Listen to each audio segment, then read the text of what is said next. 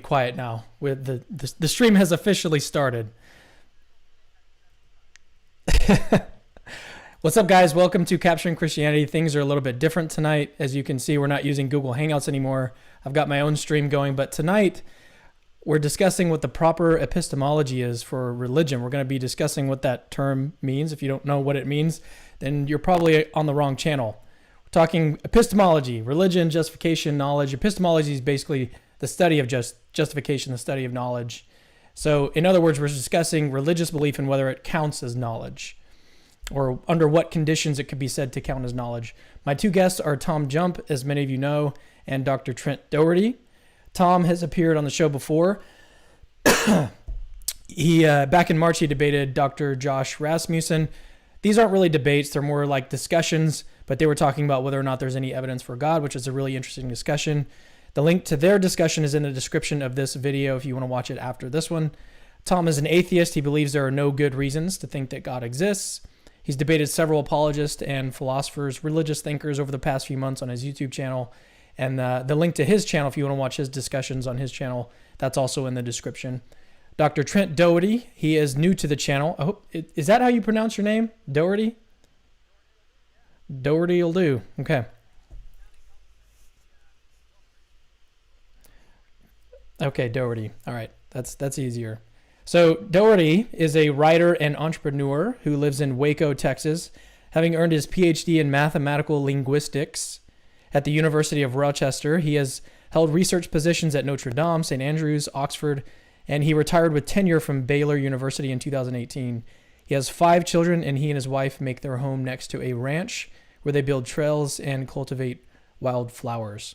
So if you guys are new to Capturing Christianity, I host debates like this or live discussions once a month around there. Eventually, I'd like to do more of these, but that's basically what we do.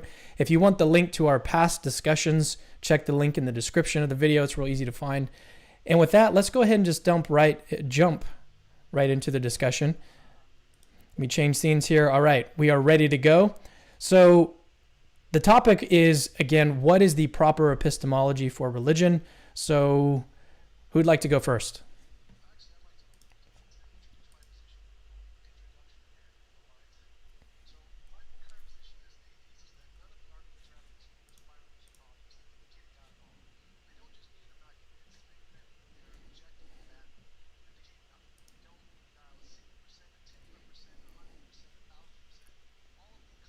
When taken together, the cumulative case adds up to nothing in my viewpoint. The reason I believe none of the arguments indicate a God is that human knowledge is tentative provisional progression, like counting. We start with 0 knowledge and we add new knowledge, like counting upwards 1, 2, 3, 4, 5. However, we can't ever say we've reached the biggest number. It's not an option. It's not even a potential candidate option, because there's nothing within any form of human knowledge that can justify a stopping point for truth, which there couldn't just be some greater truth beyond it. We just don't have a way to establish a stopping point for truth, like a biggest number or a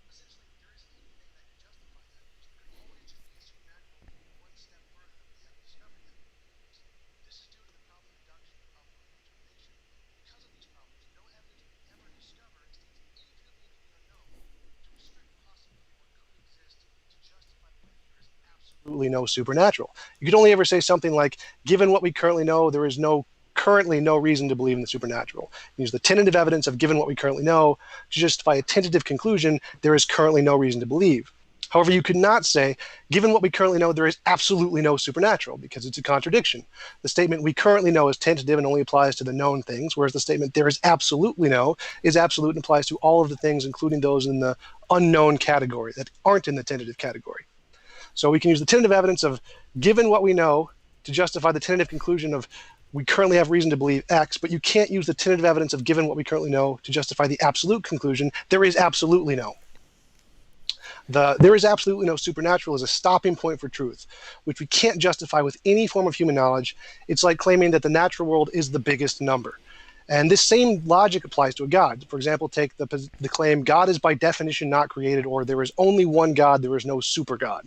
This claim fails for the exact same reason as metaphysical naturalism, the claim there is only the natural and no supernatural. Even if we had as much evidence for a God as we do for the natural world, that would not show God was not created by another greater God for the exact same reason. There could always be another greater God out there we just haven't discovered yet. This applies to all of the metaphysical omni-properties of a God, which I'd call stopping points for truth, like all-powerful, all-knowing, all-loving, eternal, necessary, divine aseity, pure actuality, perfect simplicity. There could always be a God out there that is more powerful, more knowledgeable, or more good, etc. This is, of course, also due to the problem of induction and underdetermination, which are only two examples of such problems which exist in every form of human knowledge to show that no form of human knowledge can justify those kinds of stopping points for truth. In epistemology, we have the problem of the criterion, Agrippa's trilemma, the problem of the universals, the problem of easy knowledge. In math, we have Gödel's incompleteness theorem 2, the Tarski's indefinability theorem in logic. Moral knowledge, we have the open question argument and the fact value distinction, which apply to both natural and supernatural sources. So claiming that anything has any of these omni properties is like arguing this thing is the biggest number, and that can't be supported with any form of human knowledge, making such a claim an unsupported.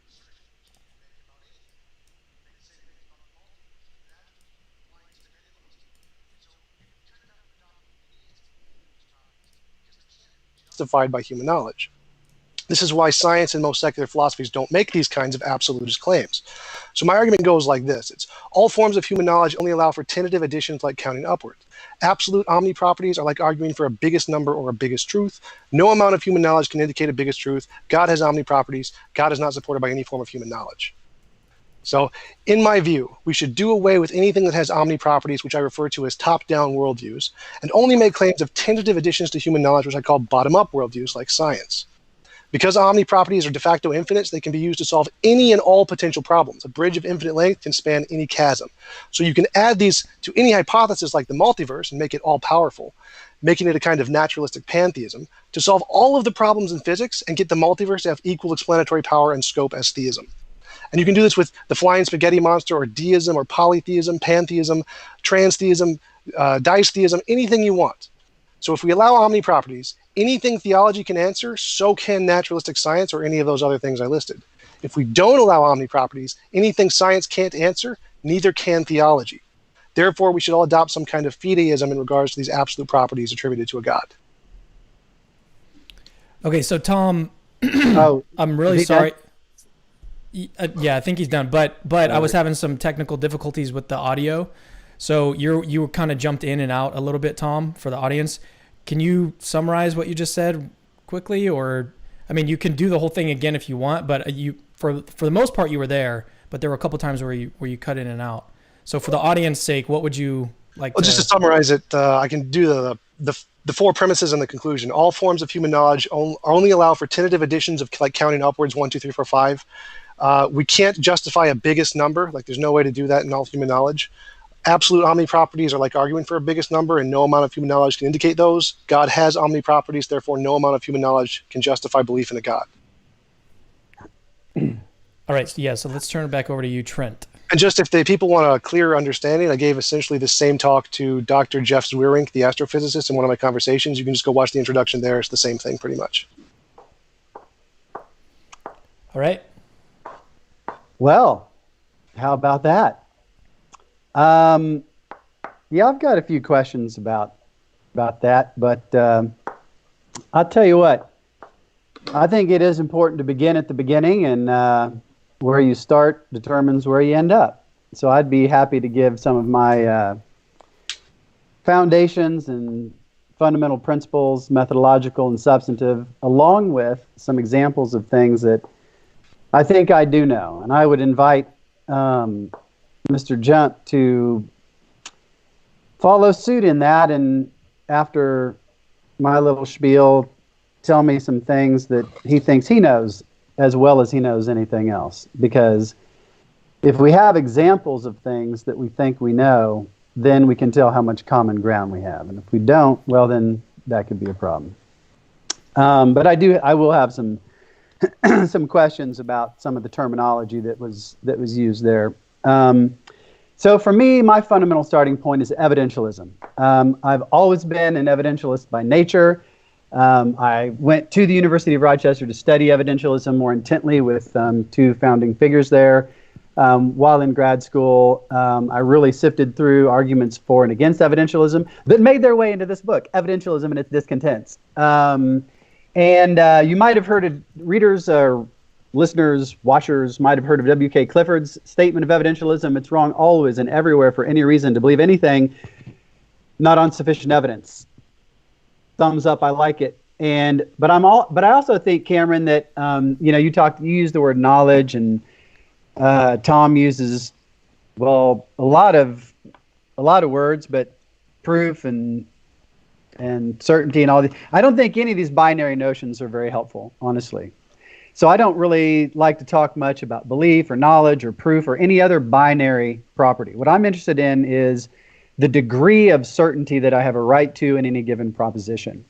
So the kind of evidentialism that I hold to is proportionalism or probabilism. And so when you take evidentialism and run it through a probabilistic filter, you basically get the Enlightenment view. And so Hume put it a little more eloquently than Locke did, but they both said the same thing. Hume says, the wise person proportions their belief to the strength of the evidence. And that is my fundamental methodological commitment, to attempt to proportion my belief to the strength of the evidence, to encourage others to do so. I think that is a benchmark of intellectual integrity, and it's my fundamental methodological starting point. Now, substantively, I'm basically what you might call a common sense realist. I think that most of what science says is pretty accurate and probably true. Science can never get it perfect, but I think science gets most things mostly right, and that progress in science is not, as the paradigm shift folks would think, just switching from one thing to another. I think it's pretty much steady progress, though with, saltations now and then. And so I think math and science are hallmarks of intellectual activity, and that we ought to look to them as examples and emulate them. And so Tom said a lot of stuff, but I'm not sure I got an answer to the question, what is the proper epistemology of religion? My answer is very, very simple. The proper epistemology of religion is exactly that of science, without exception. Not similar, but exactly the same. Because I think the epistemology of everything is exactly the same, and it's approximately described by Bayesian confirmation theory.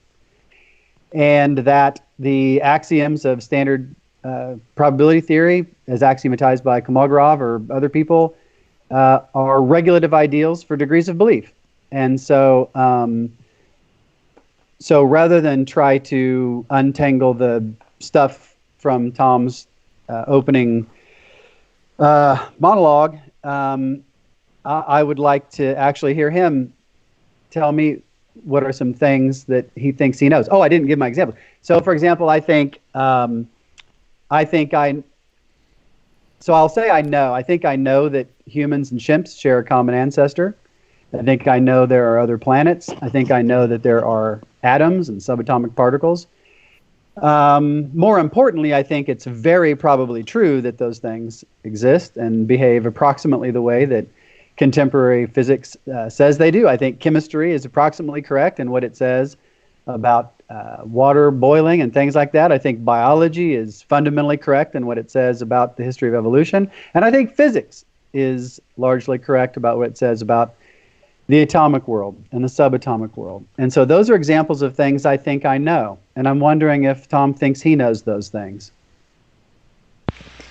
All right, I would take the position of confusing the map and the territory. I'd say that those are descriptions of our phenomenological experience of reality, but we can't justify the claim those are in fact reality itself, like a distinction between Kant's phenomenal and noumenal. Like, I would grant that I probably believe that they are reality, but I can't demonstrate or justify that kind of a claim. Things I would say I know, you asked, like, what would I claim that I know? I know that I think, therefore I am, and I would grant things like logical truths, A equals A, law of identity, non-contradiction, excluded middle, mathematical truths, those kinds of things.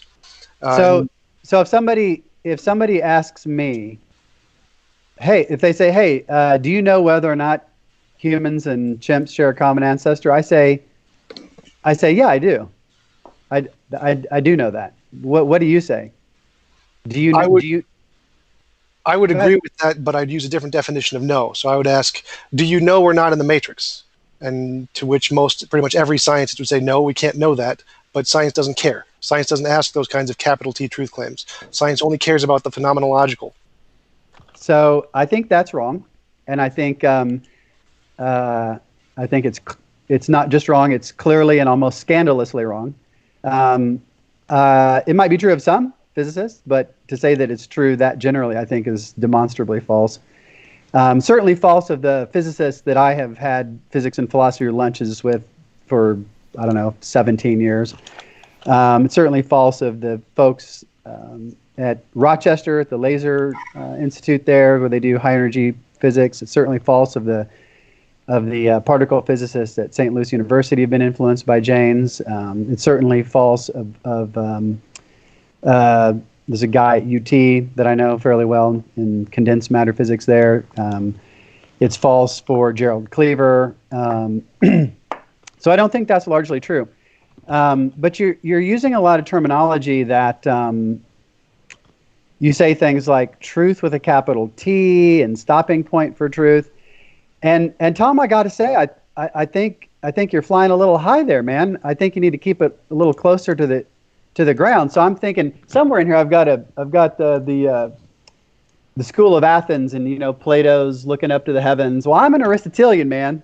I'm pointing straight down to the ground. And as an Aristotelian, I think, look, so Aristotle defined truth very simply in a series of monosyllabic terms so everybody could understand them. This is approximately a correct translation. He who says of that which is that it is, or of that which is not that it is not, speaks truth. He who says of that which is that it is not, or of that which is not that it is, does not speak the truth. Or as Mortimer Adler put it, it's just getting your is and your is not lined up. Okay, so truth isn't complicated. It's a very simple concept. It's basically when the subject term of your sentence, the thing that your subject term refers to, has the property that your predicate term refers to. It's just getting it right. So when you talk about stopping point for truth, I literally don't know what you mean. And I'm not trying to be coy. I'm not trying to be cute. I'm not trying to be a smart aleck.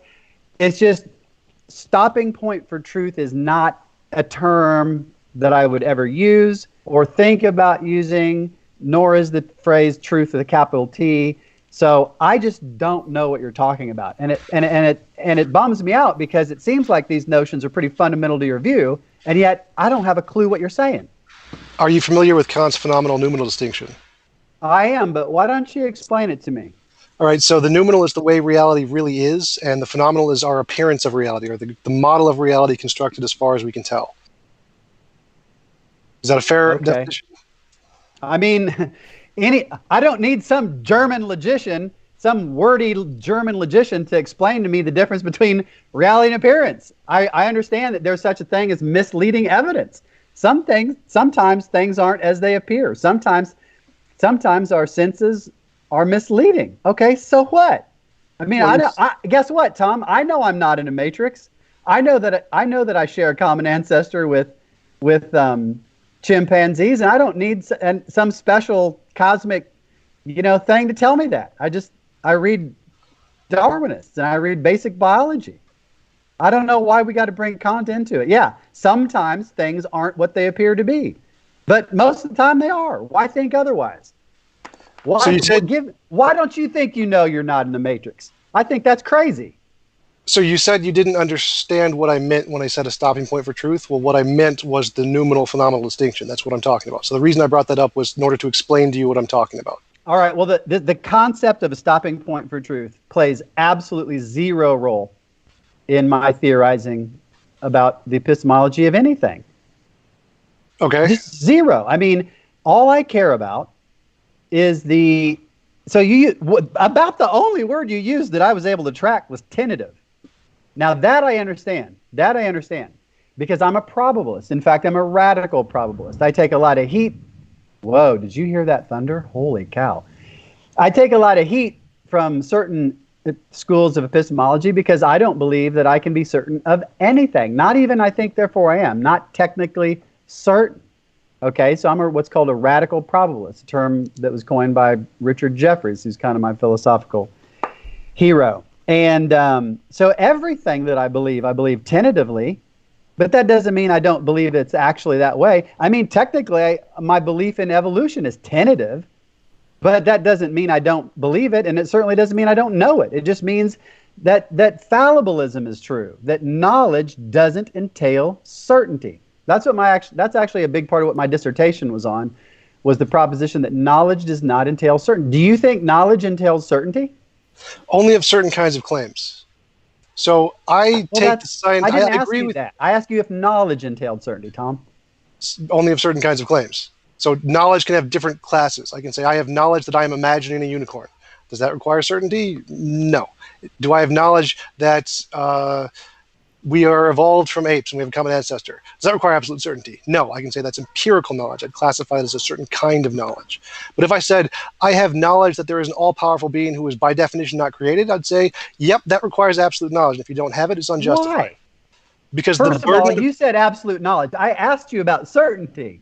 You see, I'm using those as synonyms. I'm really good at telling when the words change. I'm using those as synonyms, so you can take them as the same thing. So like you mentioned earlier, you said... in your terminology, absolute knowledge means what? Like absolute certainty. So absolute knowledge, absolute certainty. So going back to what you said earlier... Okay, simple question. Why think that?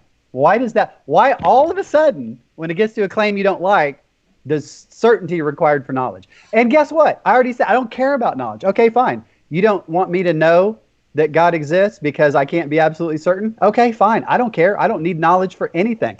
There's this book about this guy who's obsessed with knowledge and its limits. Uh-oh.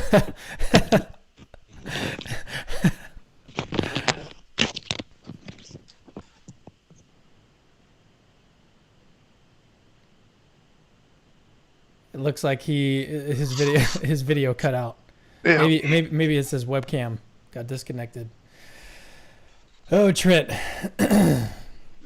He got a little bit too ambitious.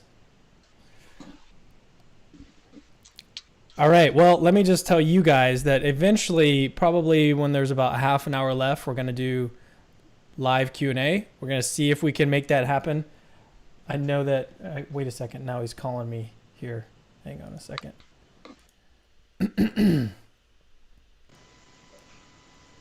There we go. Now you're back. I'm back. It's the first time I've done one of these things, and the screen on my tablet is like precipitously where it needs to be, exactly where it needs to be. And so if it's tugged on even a little bit, it tips over. I was a little worried it was going to do that. All right, so what book do you have to show us? Knowledge and Its Limits. So there's a group of people that are obsessed with the concept of knowledge. And I took a lot of flack from these people because I just don't care about the concept of knowledge. I don't think it's that interesting. I don't think it explains much of anything. I think that ideal science can completely do without the idea of knowledge or any other binary concept like proof or demonstration or certainty. As I said at the beginning, I'm interested in properties that are graded, degree of belief, and the reason is because evidence comes in degrees.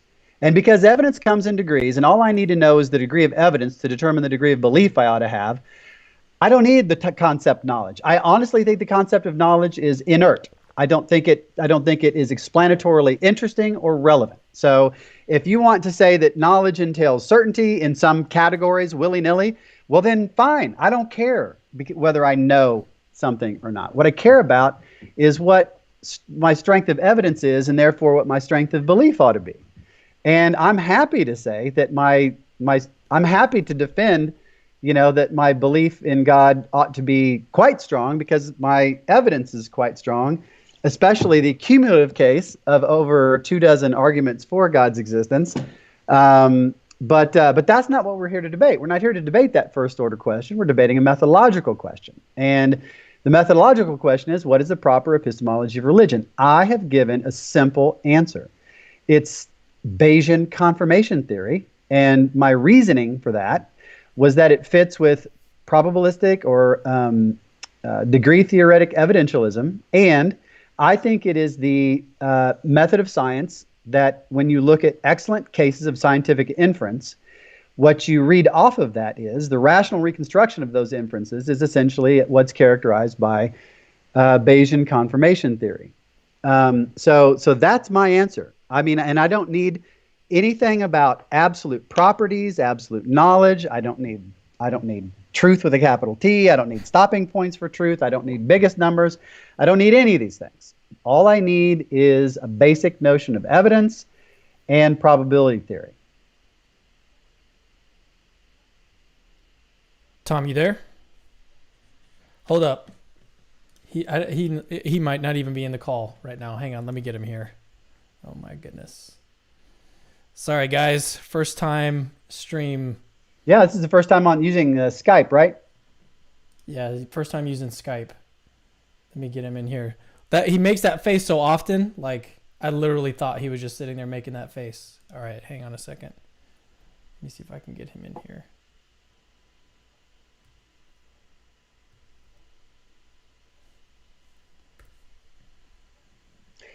While you're doing that, I would like to recommend this book to all your viewers. Why Should Anyone Believe Anything at All by James Sire. I think it's a really fantastic book written at a very readable level. I think that it sets forth a very common sense epistemological framework that really respects science and then goes on to apply that and illustrate it for certain cases of religious belief. But I think for somebody who's just really wanting to first get into epistemology of religion, I think this is a wonderful place to start. So I highly recommend that book. And then there's a really neat book, Habits of the Mind, that James Sire also wrote that really goes into some detail on intellectual virtues.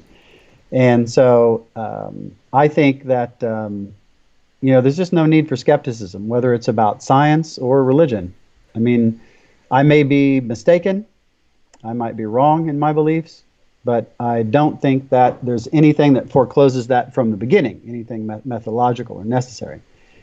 It's just that if I'm mistaken and wrong, I'm mistaken for the same old boring reasons I'm mistaken or wrong about anything else, which is either I had misleading evidence or I did a bad job of responding to the evidence I had. You can keep talking if you want. I'm still trying to get him back. His name is not popping up for me. It's a disaster.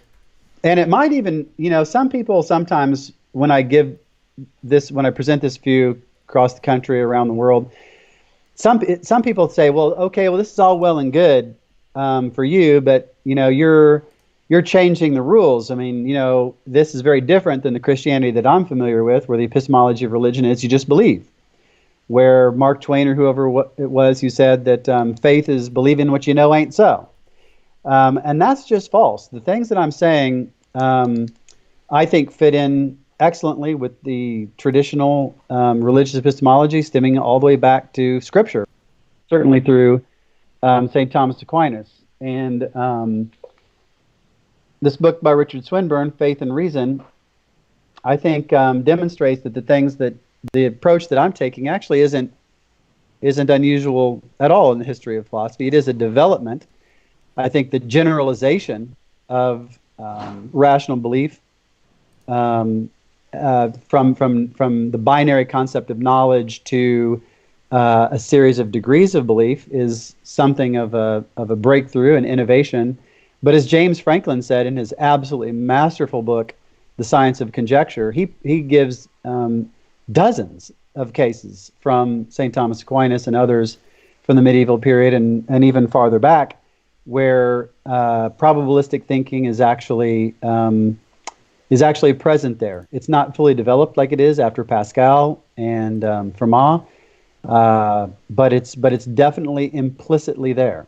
And when I did the Butler lecture at Oxford, that was my whole point, was to show that even in Aquinas we had the concept of various degrees of belief. Now, of course, Aquinas would want to say that knowledge was very special, unlike myself, but he definitely had a concept of degrees of belief, and he definitely had the concept of strength of belief, responding to the evidence, and he just believes that the best evidence we could have of anything is testimonial evidence from God. And I mean, I don't see how you could think otherwise. I mean, you may think there's not a God, but if you do think there's a God, then you think if God says something, then you can trust that thing completely. But I do think that some kind of evidentialist, probabilistic degrees of belief picture is at least inherent in the tradition. And after Pascal gets worked out somewhat well in the Enlightenment, but then doesn't really take off in a big way until the late 19th century, when people started working out what they called an algebra of belief.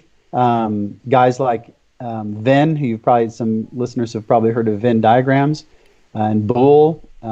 These guys actually had manuals on how to apply probability to belief in their logic books. And then in the 1920s, there were breakthroughs in probability theory, and there have been big breakthroughs every couple of decades since then, so that today we have a very rich and thriving industry of people studying the mathematical structure of scientific inference. And so I think that because science is a paradigm of rational understanding, of rational endeavor, of rational belief formation, we ought to look to that as an example. And when we do, I think what we get is Bayesian confirmation theory. And I think that applies to literally every endeavor. Tom, you're back. Hey, right. Can you guys hear me? I literally knocked my computer over. my screen, I told you I was on my Windows Surface tablet, and to get the view where Cameron wanted it to, I had to prop that screen up to where it's like that. So even a fly landing on it will knock it over. So I will try to stay in my seat and be still and more calm and not knock anything over the whole rest of the time. All right, so to pick up where we left off, you asked what reason is there to justify the claim that you need absolute knowledge for claims of what I call stopping points for truth, right? Yeah. All right, so it's what you said earlier, your quote about you must proportion your belief to the evidence. Don't remember exactly what you said, but I believe it was the Laplace one. It's the gist. Right, so if you're making a claim of something being all powerful or uncreated, you need absolute knowledge. Like if I claimed there was a being who knows absolutely everything, then I would need to know absolutely everything to know there's not something he doesn't know. Why I think that is a fallacy. I think that's a non sequitur. I see zero reason to believe that the content, just because the content of the belief has an infinity in it, that doesn't mean the evidence needs to. If somebody tells me that there's a aleph naught number of fundamental particles, I'm going to say, oh, that's an interesting claim. Why do you think that? And then they'll give an argument, and we'll go back and forth. But I'm not going to say to somebody, oh, you postulate, countably many particles. Well, you're going to need infinite evidence for that. It's just an absolute non sequitur to go from an infinity in the content to an infinity in the evidence. It's just an absolute non sequitur. Right, I agree, and that's not what I'm saying. So I'm saying what requires the infinite evidence to say there is an alpha null number of particles, but there is not an alpha null plus one number of particles. That's the claim that requires the infinite evidence, because then you have to take all of the alpha null and then know everything outside of the alpha null and know there's nothing there. You're claiming to have absolute knowledge there and say there is not an alpha null plus one anywhere. That requires absolute certainty. That's an absolute claim. Why? Why does that require absolute certainty? I mean, because it almost sounds like you're saying that the reason why, because sometimes people will say you have to have omniscience to make a negative existential claim, which you really don't. But but I really want to hear you explain this, because it makes absolute zero sense to me that this kind of claim would require some kind of absolute evidence. It's a non sequitur. There's no like law proportioning. There's a law proportioning strength of belief to strength of evidence, but not strength of evidence to like scope of claim. I mean, anytime anybody makes a negative existential claim, they're sort of, in a sense, claiming to know all of reality. If I say there's no crows that are purple with pink spots, well, guess what? I mean, technically, I've made a claim about everything that exists, but I don't need some kind of special evidence for that. In fact, I don't need anything special evidence-wise for that. In fact, I dare say, Tom, I claim right now, live in front of everybody, there are no purple crows with pink polka dots. And do you have absolute knowledge of that? I don't know what absolute knowledge is. Then I would say no. You cannot say you have. Right? Yeah. No, I don't know. I'm not. I just told you I'm a fallible. Right. So then that would not fit the definition of no I'm using. You have a lowercase k no. You don't have the capital K no. I don't care about the case. Right. At all. And I didn't claim to have it. The question, Cameron's question to us wasn't like, what does it take to capital K no? It was, what is the proper epistemology of religion? Right, and from my perspective, in order to justify claims, since religion entails a God and God has omni properties, you need to be able to justify those. Not all religions entail a God. Atheism or Buddhism is atheistic. Correct. I'm specifically, when referring to religion, I'm jumping to the conclusion of the Abrahamic theistic religions, because that's usually the content of the show. You have finite God versions of them. Sure. I mean, the Pastafarianism is technically a religion, and Satanism is technically a religion, at least by politics. You don't need an infinite God to raise Jesus Christ from the dead. Correct. You don't need an infinite God to have a designer to the universe. So that's not great. the claims I'm saying. Let's leave that out of it. Let's say I'm a finite goddess. That would be great. I am totally okay with that. That would just completely accept everything about my introduction, because all I said was that we have to be a fideist about those omni properties. That was the conclusion of my intro. But that's not the summation of religion. I think that's highly misleading to say that's your main point, because the question was, what's the proper epistemology of religion? Because I mean, look, I think Jesus rose from the dead. I think I can defend that to a very high degree of probability, such that anybody who doesn't believe it, well, something went wrong somewhere. You okay with that? That would be the second half of my epistemology. My introduction only presented the first half. Okay. Holy cow, that was just the first half. All right. Give me the second half then. So the second half is that there's some difference between our imagination and our experience. And you have to show there's whatever you're explaining isn't of the imagination, is of the experiential kind of thing, the internal, external kind of distinction. So I would reject that your claim that you can show with any probability that Jesus rose from the dead. I would say there is no evidence of that at all. Why? Because testimony doesn't qualify as evidence of anything that lacks an empirical basis. So, I mean, miracles, magic, mythical creatures, the paranormal, supernatural, UFOs, no amount of historical testimony will justify any of those things.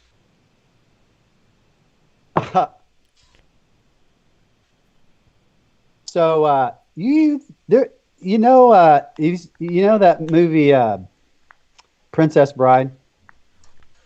Yes, the one with. Do you remember? You keep using that word, but I do not think you know what that word means. That's right. I'm like Inigo Montoya talking to Vizzini.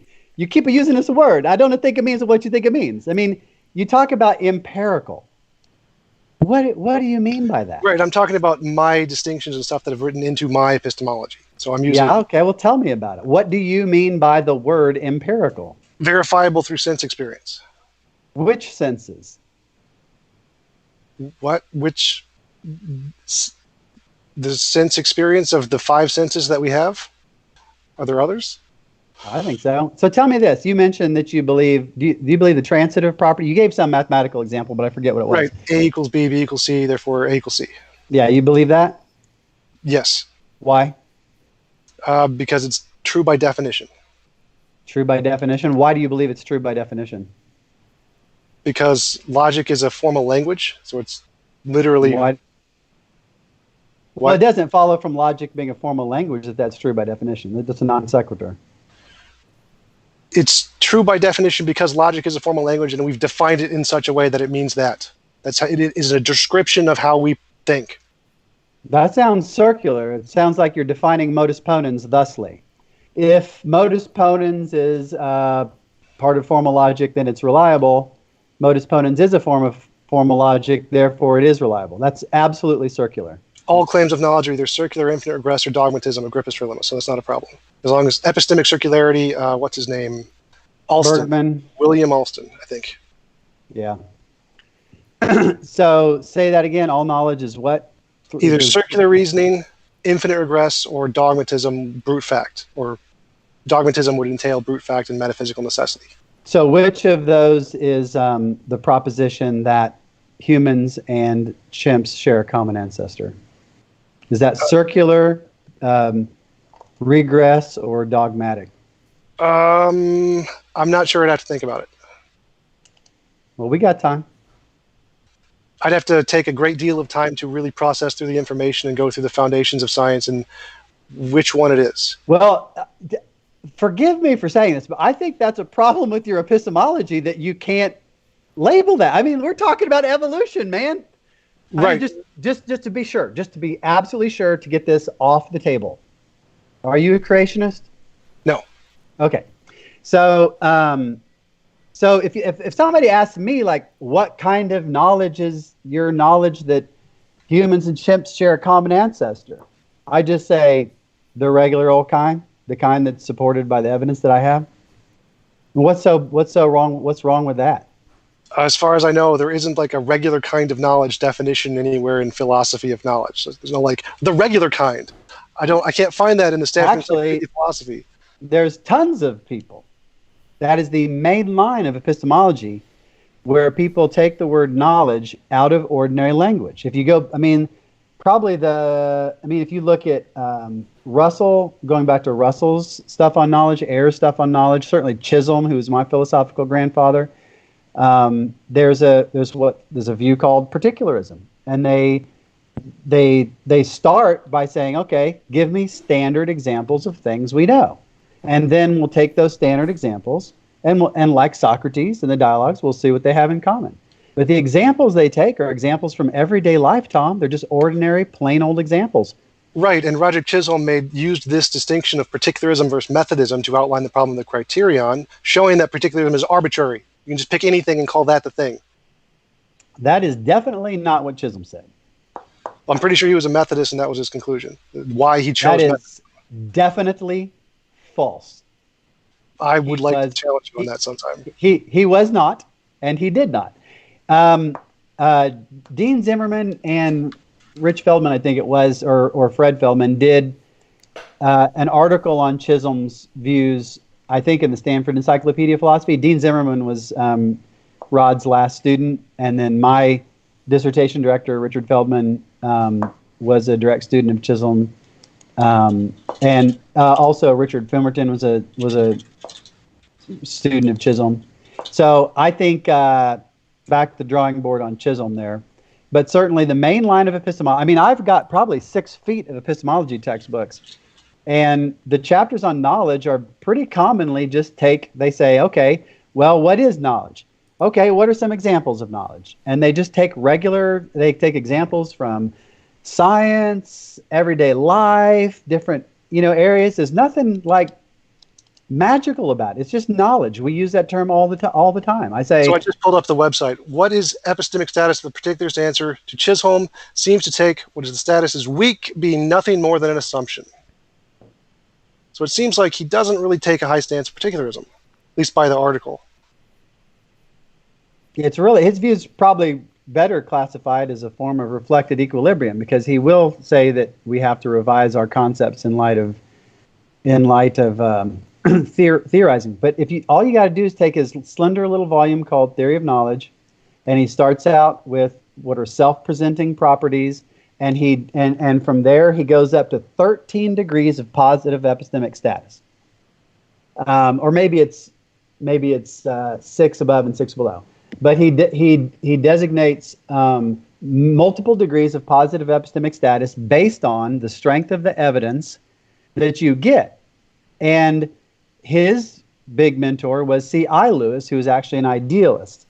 But Rod was a direct realist, and he believed that our experiences gave us knowledge about the external world. And neither he nor my mentors nor myself have found any good reason to be a skeptic. I know I'm not in a matrix. Do you know you're not in a matrix? Well, again, I break knowledge into two different categories. There's different kinds of knowledge. I define them differently. So I define. But Tom, in English, I agreed to conduct this discussion in English. Okay, so I mean, we can all make up our own words, but I'm talking about the English word knowledge in the ordinary sense. Do you know you're not in the matrix? The ordinary sense. I don't use that language. So you're making up your own language. I like to identify. There is. I mean, again, I listed the noumenal phenomena distinction. This is not a hard thing to grasp. There is a difference between these two that is philosophically accepted in the literature. But that whether you accept it or not is irrelevant. The difference between appearance and reality has nothing whatsoever by itself to say on behalf of skepticism, because all it says is the distinction only means this: at any given time, it's possible, in some sense of possible, that the appearance isn't correctly indicating a reality. But so what? So what if there's some possibility that appearance isn't correctly revealing reality? Why care? Why some possibility? There's no need for some possibility to stop me from knowing. Because there are certain kinds of claims that entail that level of burden of proof. It's pretty interesting. They all turn out to be claims you don't like. Yeah, like claims that there is an all-powerful, uncreated being. Yes. I didn't make that claim. I don't need that claim. I'm happy with that. That would be good. That'd be great. If we all adopted that, I'd be really happy. If all theists just got rid of that claim, I'd be happy. I'm happy to accept that on the testimony of Jesus and the prophets of the Old Testament and the New Testament and the writers of the New Testament. And I don't need an infinite God to raise Jesus from the dead. Okay, yeah, so going back to that part of the distinction. So I would say that testimony fails for the same reason testimony of homeopathy fails. We know testimony isn't evidence of things actually the way they are in the world, either in the apparent sense or in the capital case sense. So the testimony doesn't justify anything, or as Michael Licona put it, most biblical scholars and historians hold to it that the study of miracles lies outside of the bounds of historian acting within their professional capacity, because testimony can't justify miracles. Why think that?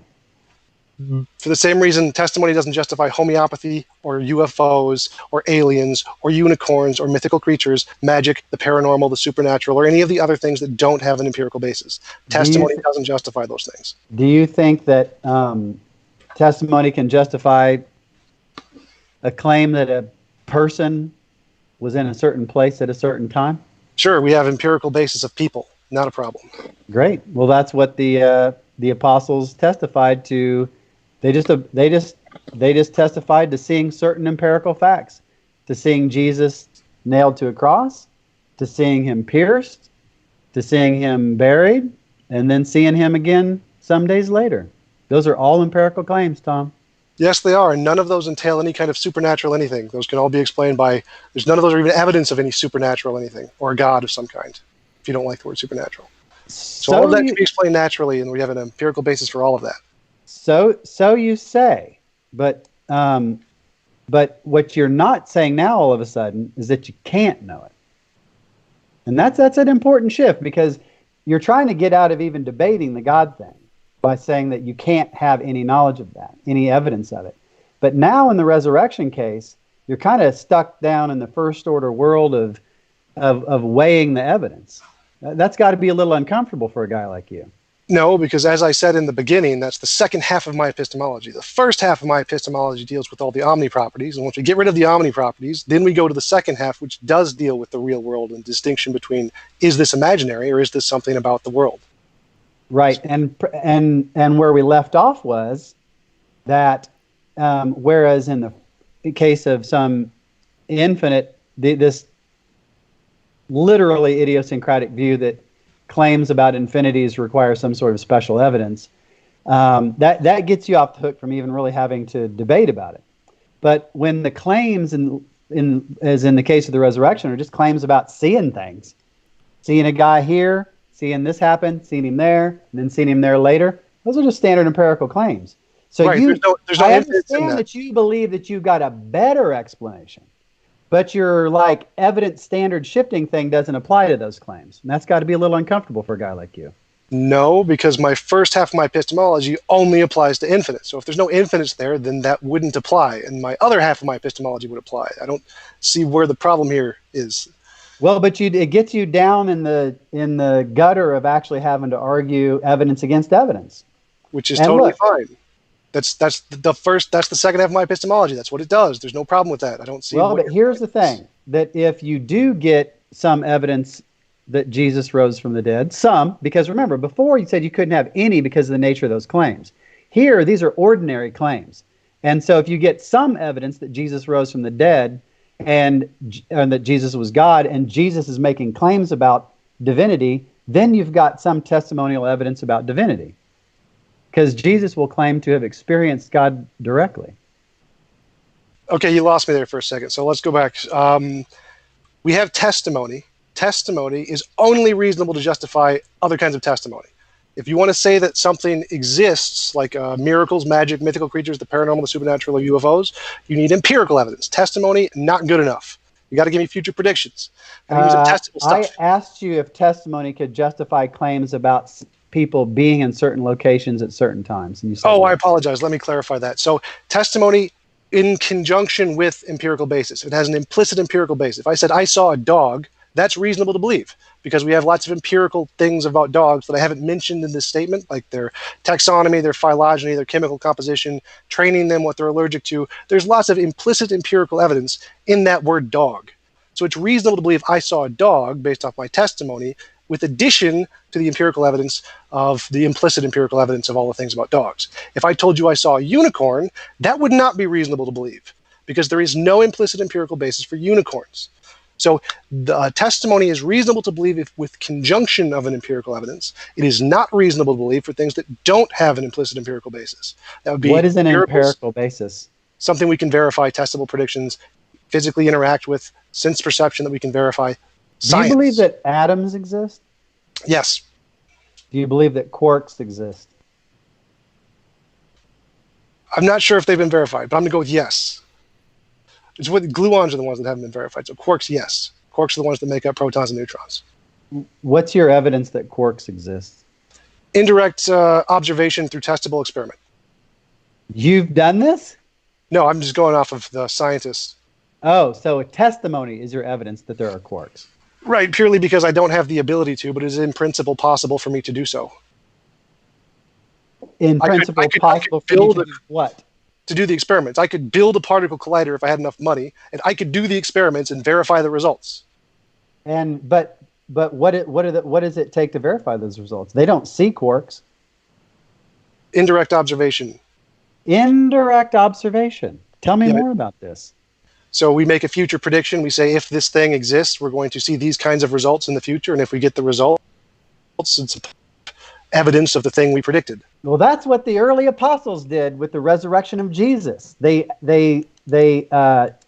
verified that Jesus was divine by predicting certain of his behaviors. The fact that he was the Son of God predicts that he would rise again.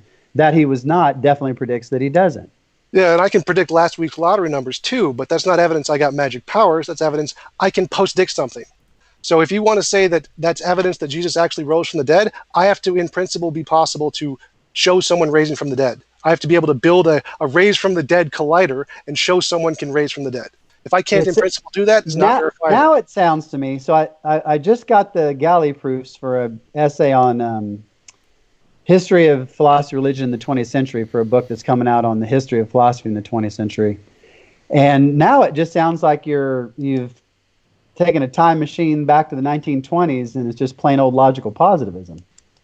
No. Nothing I said there was logical positivism. Do you think that the idea that you have to be in principle able to do some sort of experiment seems on really shaky ground? Right. There's certain things that you can know without that entirely, like logical truths, a priori knowledge, synthetic knowledge. You don't need to, or analytic knowledge. You don't need even empirical knowledge. Are you familiar with the actual method of coming to know there are quarks. A friend of mine wrote a book called something like The Existence of the Top Quark. It's kind of and it tells the story of the discovery of the top quark. Do you know how these experiments go? No, but I believe it has something to do with weighing the energy in the particles and adding them up to see if they add up to a certain amount when you use particle collisions. And then watching the properties like the spin and the charge and different kinds of things and how they interact in those kinds of particle interactions. And then doing the calculations and making predictions based off of the mathematical analysis. Predictions of what? Predictions of the kind of energy that you're going to get in those kinds of particle collisions. And how do they measure that? How do they come to know? How do they come to know that those energy levels have occurred? With the particle collider and the energy things breaking off and hitting the sensors on the outside of the Large Hadron Collider. Okay, so what they know are that certain needles move to certain numbers on certain instruments. Right. But they never see the objects themselves. That's how. Yeah, that's how indirect observation works. But indirect observation is a form of empirical observation. Like, I don't know. I don't see. That's great. And I think that we have indirect observation of God through his effects in the world. And certainly sounds like you can't rule that out in principle. Oh, right. Yeah. That there is a God makes the proposition or hypothesis that there's a God makes certain predictions. And on my view, most of those more of those predictions are more likely verified than falsified, and some of the observational data are contraindicated by the proposition that there is no supernatural whatsoever. Right. So when we do natural theology, we're just doing what you call indirect evidence, just like we do in subatomic particles. Right. So I'm not saying there is no God or there is no supernatural. Like in my introduction, I said that would be unreasonable. It would be unreasonable for me to say there is no supernatural or there is no God. No, I'm not. I heard that part. I mean, I heard a lot. But right now I'm picking on the part about the need for special evidence. And because remember, my position was the proper epistemology of religion is just the proper epistemology of science. I agree with that completely. Which is just proper great epistemology. And you seem to want to do some special pleading to make it virtually impossible, almost by definition, to get evidence of God or things like the resurrection. And look, God's just an unobservable entity. So big deal.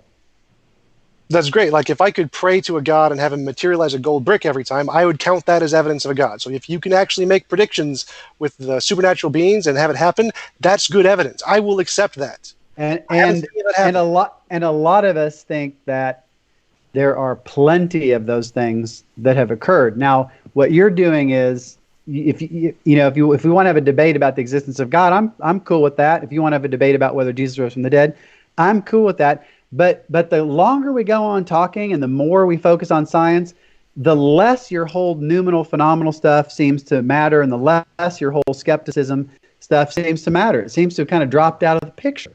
Correct, because that only has to do with infinites. And if there's no infinites involved, then that part of my epistemology has nothing to do with the question. I mean, that's not a rebuttal to my position. That is exactly what my position is. That part of my epistemology does not have to do with the scientific aspect, which is only about the tentative stuff in our realm. So let's talk about this infinite stuff. So I want to get a little more clear about this claim. So it sounds to me, and I really do want to be corrected if I'm mistaken, because I have no interest in straw man arguments at all. I just really want to, I'm always just very curious when I hear positions that I don't understand. And I would much rather understand a position and know why I believe it or don't believe it than not understand it. I'm just built that way. I think a lot of people in philosophy are that way. I think a lot of people get into philosophy because they're built that way. Me too. So the claim seems to be this. Any proposition that entails that any quantity is without limit,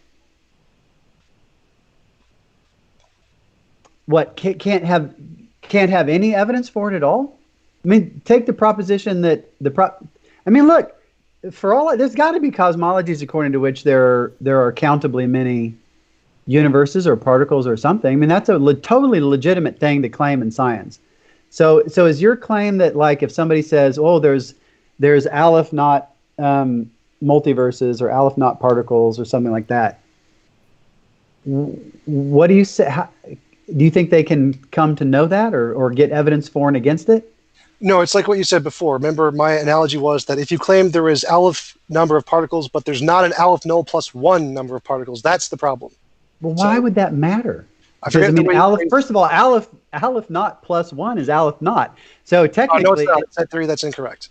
That is not incorrect. No, it's not. In set theory, you can add, multiply, and subtract infinites all you want. There's no problem there. Right, but you have to do so using things like power sets. But Aleph naught plus 1 is Aleph naught. That's just very simple. You can absolutely have orders of infinity. And depending on whether the continuum hypothesis is true, then the power set of the set of natural numbers, might be the cardinality of the continuum. That's fine. No, I completely reject that, because I've seen in many cases and talked with many mathematicians where you can actually take infinites, add 1, subtract the infinite, you still have 1. So you have infinite, some infinite, like alpha null plus 1, subtract alpha null, you have 1 left over. And they're like using Hilbert's Hotel, you can have different sets and have a certain finite number outside of those sets. There's no problem with there. That's completely set in set theory. We have those answers. We can do that. Nope, but it doesn't matter. I mean, like, why would the one number make a difference to the entire epistemology of the claim?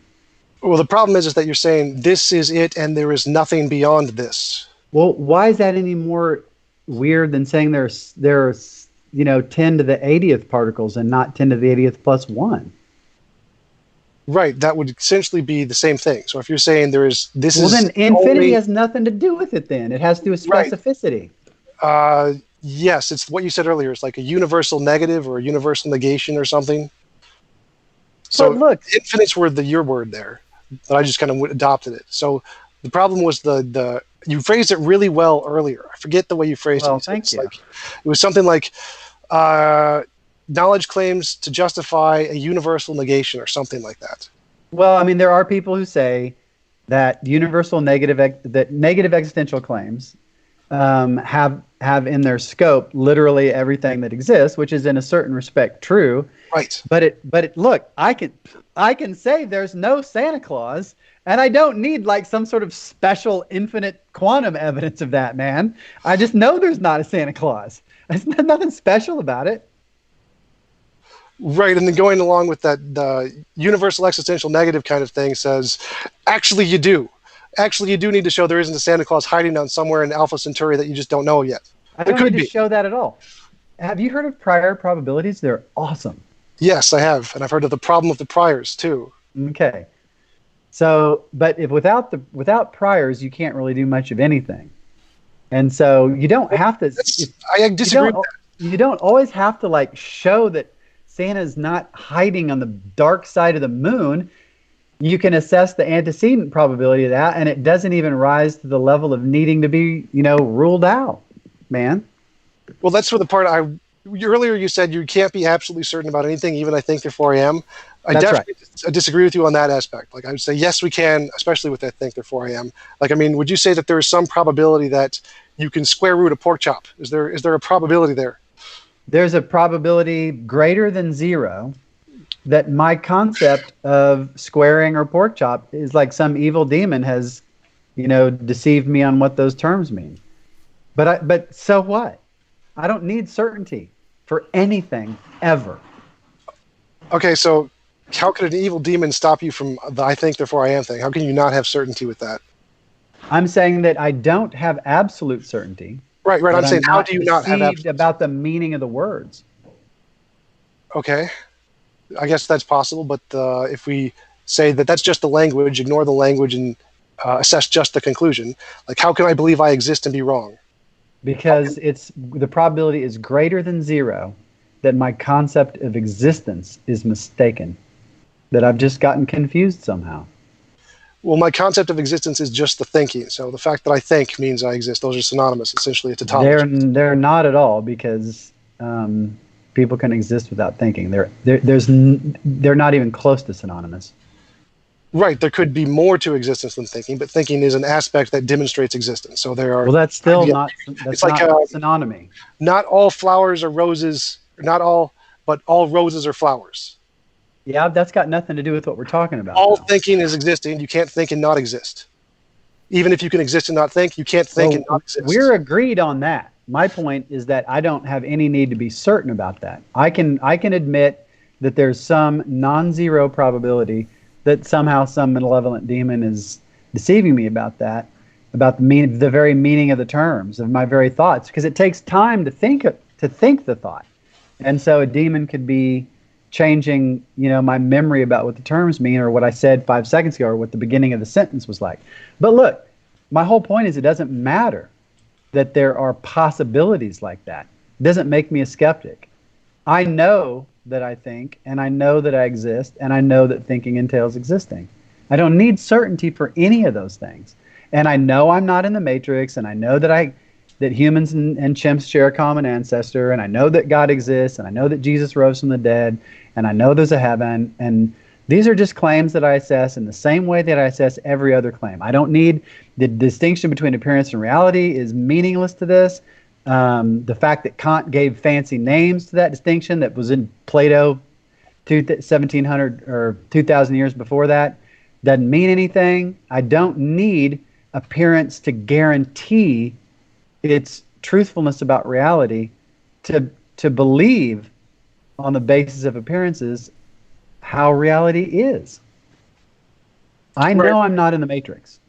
So I just consider that a confusion between the map and the territory. Like that's just a fallacy. Like, well, no. You can say that, but I mean, you got to break that down at some point. I'm telling you, you're really obviously big on this appearance reality distinction. Now, what I want you to do, Tom, is take me from the distinction between appearance and reality to these claims about evidence. I'm not seeing it. So if I made a claim that the true nature of reality is this, and I'm using my perception to do it, my perception doesn't justify it because my perception isn't the true nature of reality. It's like... let's stop right there. Because you just made this inference as far as I can tell. Because my experience isn't identical to reality, my experience can't justify reality. I believe that's what I heard. And that is an absolute non sequitur. The devil's in the details, man. How was that a non sequitur? That was just answering your question. Well, my question was, take me from the reality appearance distinction to the skepticism stuff, and what I'm pretty sure I heard you say was that because reality and appearance are distinct, appearance can therefore not justify claims about reality, and that just doesn't follow. So I'm saying it's kind of like the square root in the pork chop. I know you said you don't hold absolute certainty. Well, I do. I have absolute certainty you can't square root a pork chop. And that's fine. Like that, I would hold absolute certainty that our senses, or that we can't justify that our senses are describing reality. We know enough that our senses are not describing reality to justify the conclusion that any conclusions we come through our senses can't be justified to claim to be reality itself. Okay, so we have a conclusion. The conclusion appears to be that sense perception cannot justify claims about reality. Yes. But you said earlier you believed that humans and chimps shared a common ancestor and things like that. Right, so sense perception can justify claims about apparent reality, the map. We can use our sense perception to describe the map. We can't use it to describe the territory. Are you familiar with the map-territory distinction? Yeah, I know the difference between a map and a territory. So I don't think it has any significant implications whatsoever, because the map is basically what you're saying is all we can know from experience is what experiences we have. And I'm asking you, why do you believe that? That's just plain old boring skepticism. Why believe skepticism? Give me an argument for skepticism.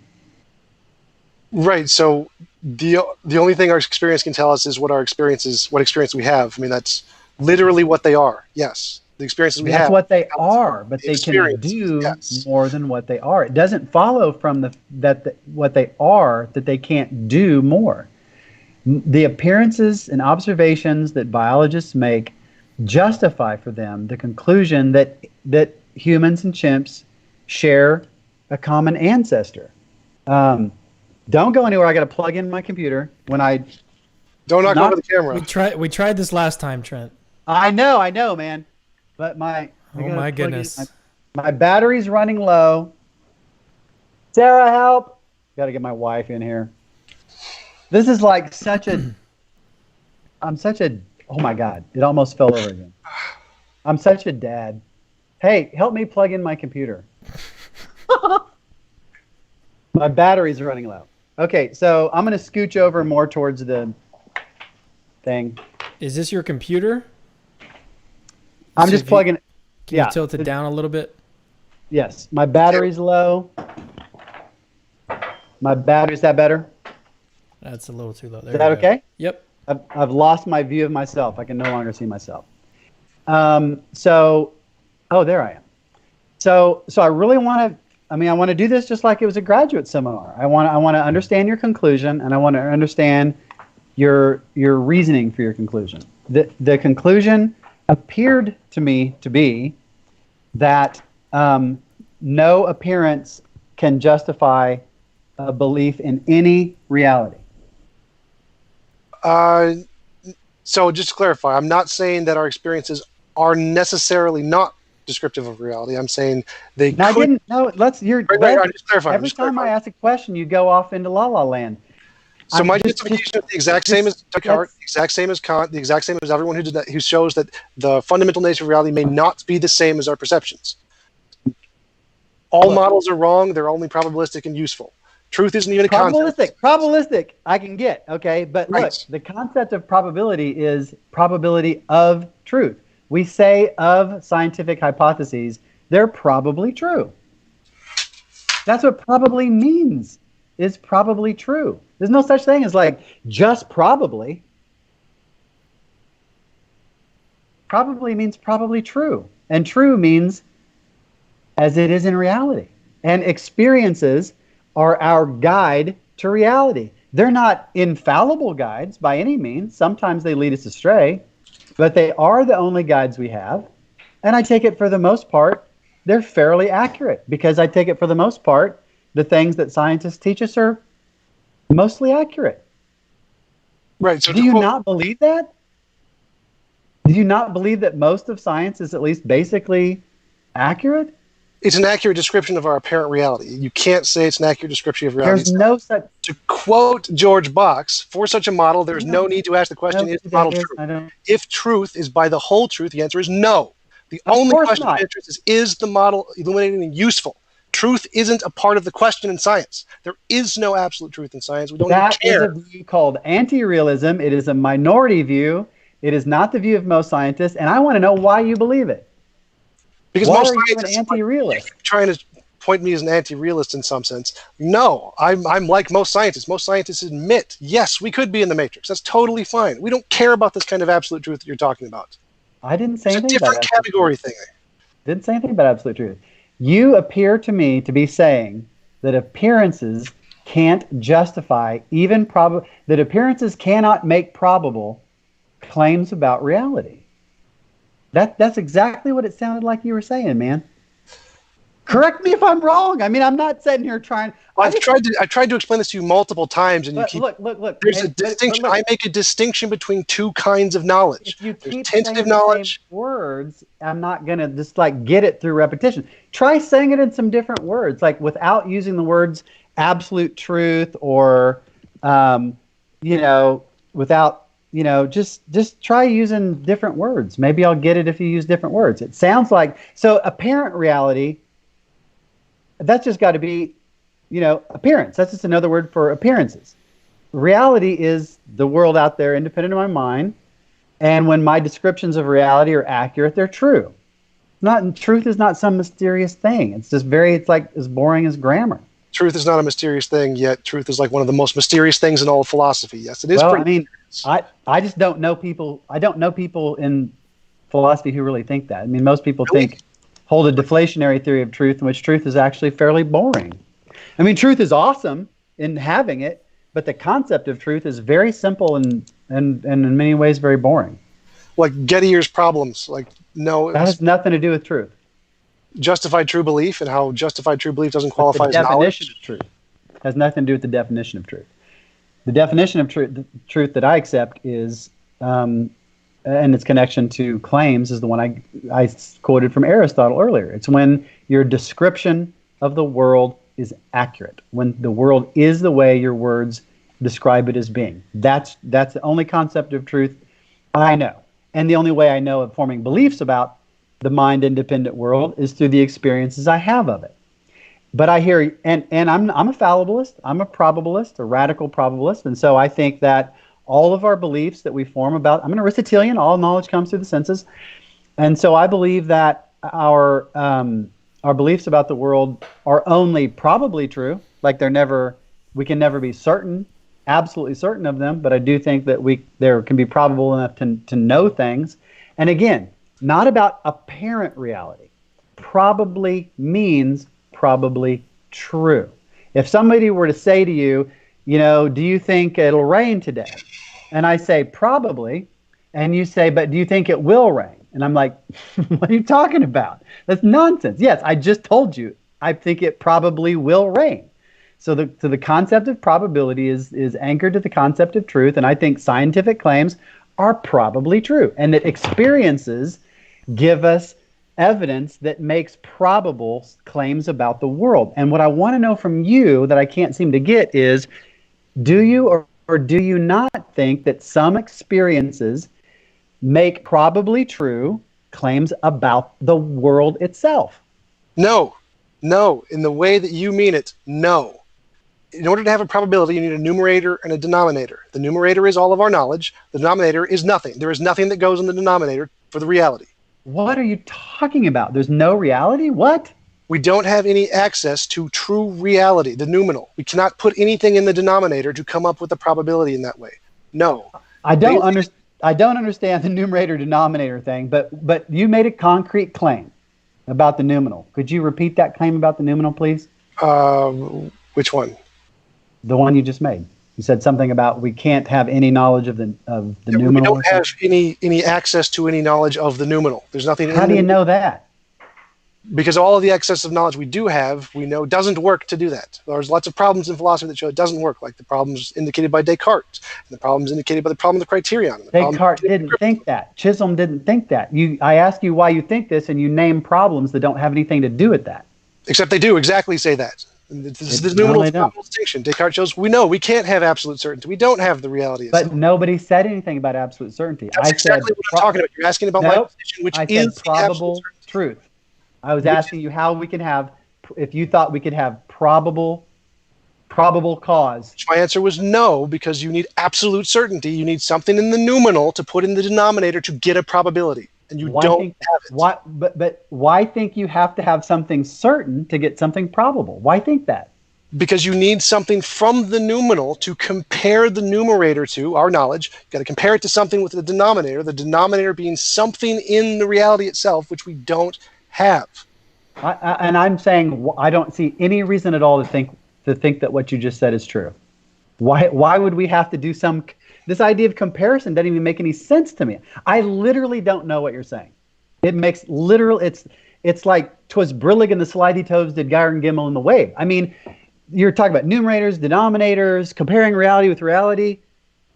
You're hurting my brain, man. I don't understand what in the world you're talking about. I'm talking about making observations about the world, taking in experiences, and coming to conclusions, just probabilistic conclusions about the way the world is on the basis of those observations.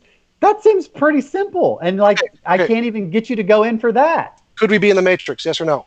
Yeah. What do you call that? What do I call what? We could be in the matrix. I call that there's a probability, there's a chance we're in the matrix. So we can't be certain we're in the matrix. Right? Okay, yeah. So we're going to classify that. We're going to put that in a box and say all of those kinds of certainty claims, those are now in a category. We're going to give it a name. I'm going to call it the noumenal. Certainty. The noumenal is, you use the word noumenal to refer to certainty claims? I can call it bubbles. Don't care. We're going to call all of those kinds of claims about could we be in the matrix? And if the answer is yes, we can be wrong. That's not a claim. That's a question. All of could the we kinds be in the of matrix claims. is a question, not a claim. all of the You are kinds of losing claims me, that can man. be in the matrix and be wrong because we're in the matrix. We're going to put those claims in a box, and we're going to call that box something. I still don't even understand what kind of claims you're talking about. Tell me just Any claim that we could be wrong about, ever, about anything. Any claim that we could be wrong about. So why don't we just call those the fallible claims? Okay. And that's what most people call them. Okay. All right, so we're going to put those in one claim, and then we're going to put the infallible claims in another one. We're going to call them the infallible and the fallible. And I'm going to chuck those out the window because I don't care. That's the same distinction I've been talking about the entire time. The numinal and phenomenal. The infallible and phenomenal is a metaphysical distinction. Certainty and uncertainty is an epistemological distinction. They are worlds apart.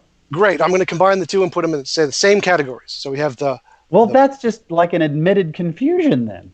You can't just put them in the same category when they're different. Keep trying to say, use different words to try and explain the concepts here. And that's what I'm doing. I'm trying to make a comparison here to try and explain this to you. It shouldn't be too hard. Most people get it pretty quickly, including philosophers. So well, they might appear to, but that isn't an infallible guide to reality. If we could be wrong, and that kind of a claim that we could be wrong about is in the fallible claim.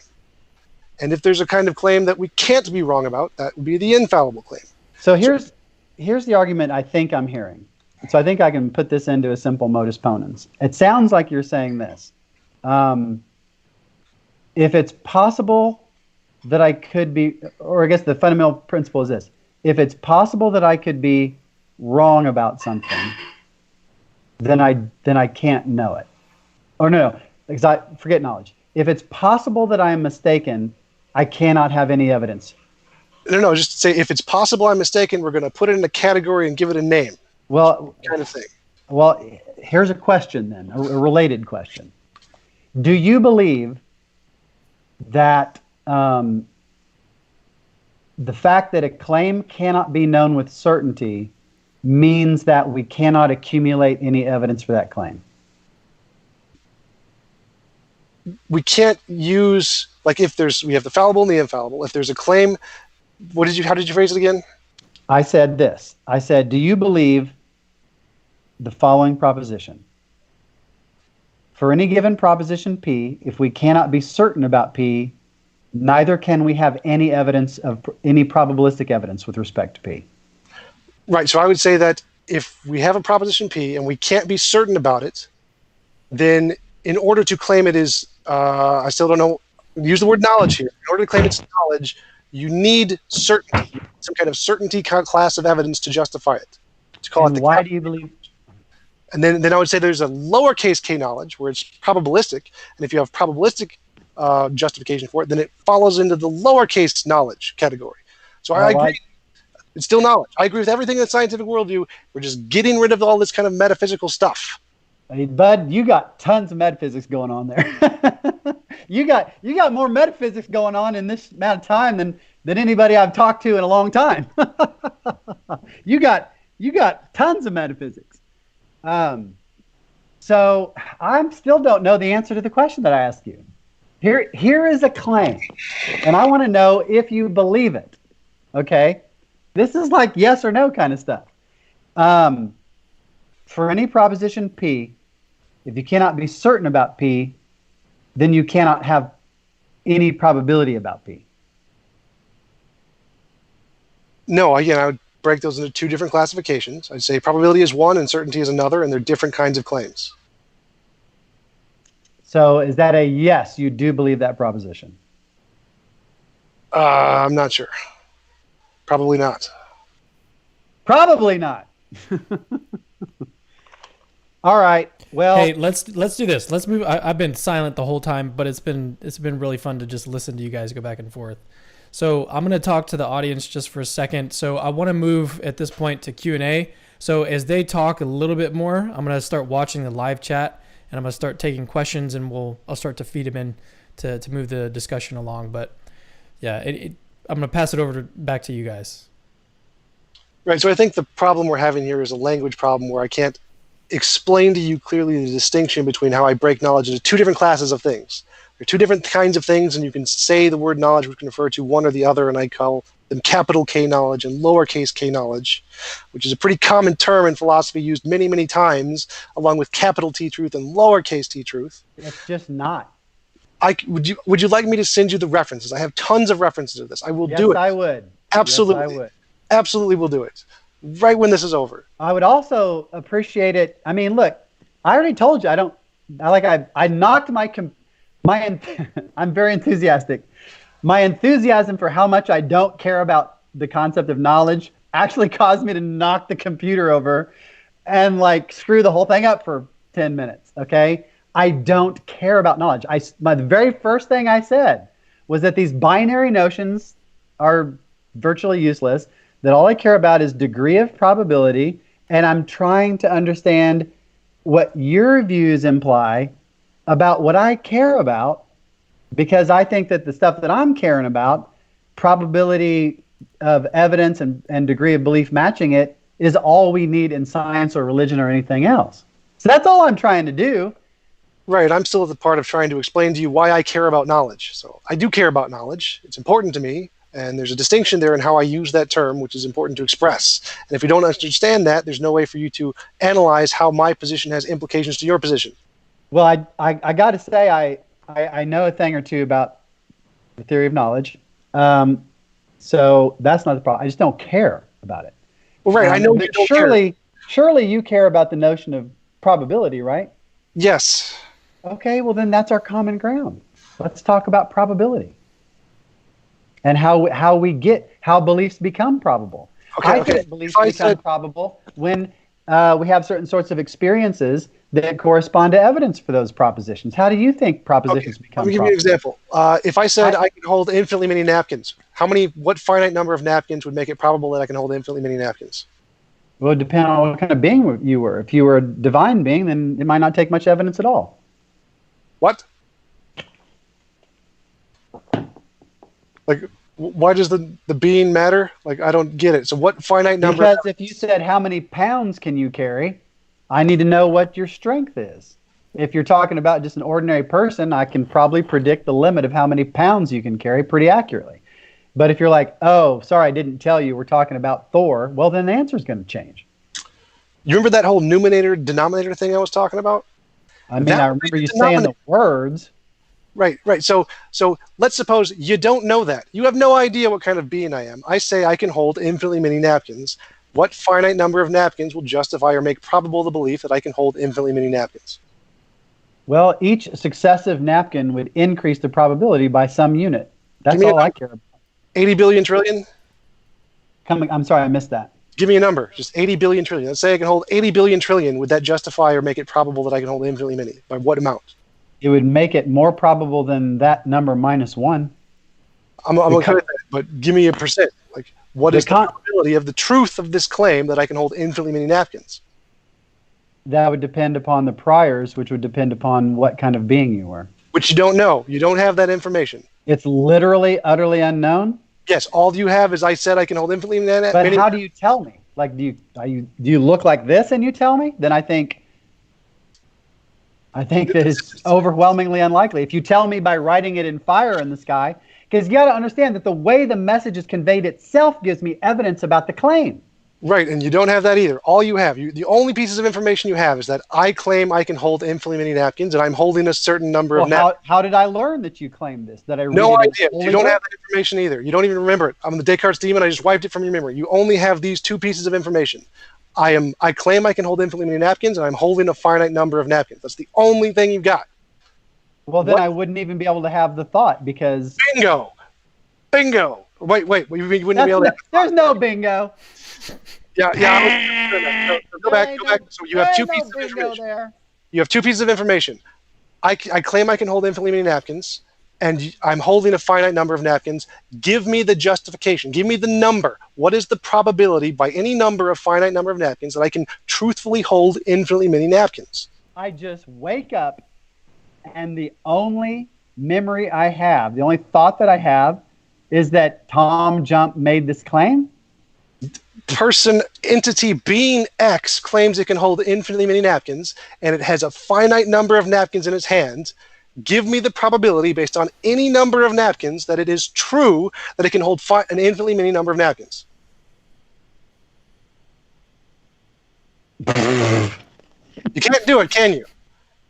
There's nothing you can do. If you don't have a denominator, there's nothing. Hey, Tom, does x squared equal y? Huh? Does it? It can. It's possible. Gotcha. You can't tell me, Right. can you?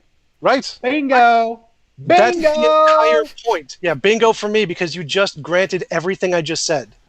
The numerator, my entire analogy of the numerator and the denominator, you need to have information. What? I can't. I said I'm nice that way. I like to make people happy. Can you turn your volume up a little bit? Turn my volume up a little bit? Yeah. I'm having a hard time hearing you. Move close to your mic or something. Well, I think it's right here. Oh, okay. I think this is my mic.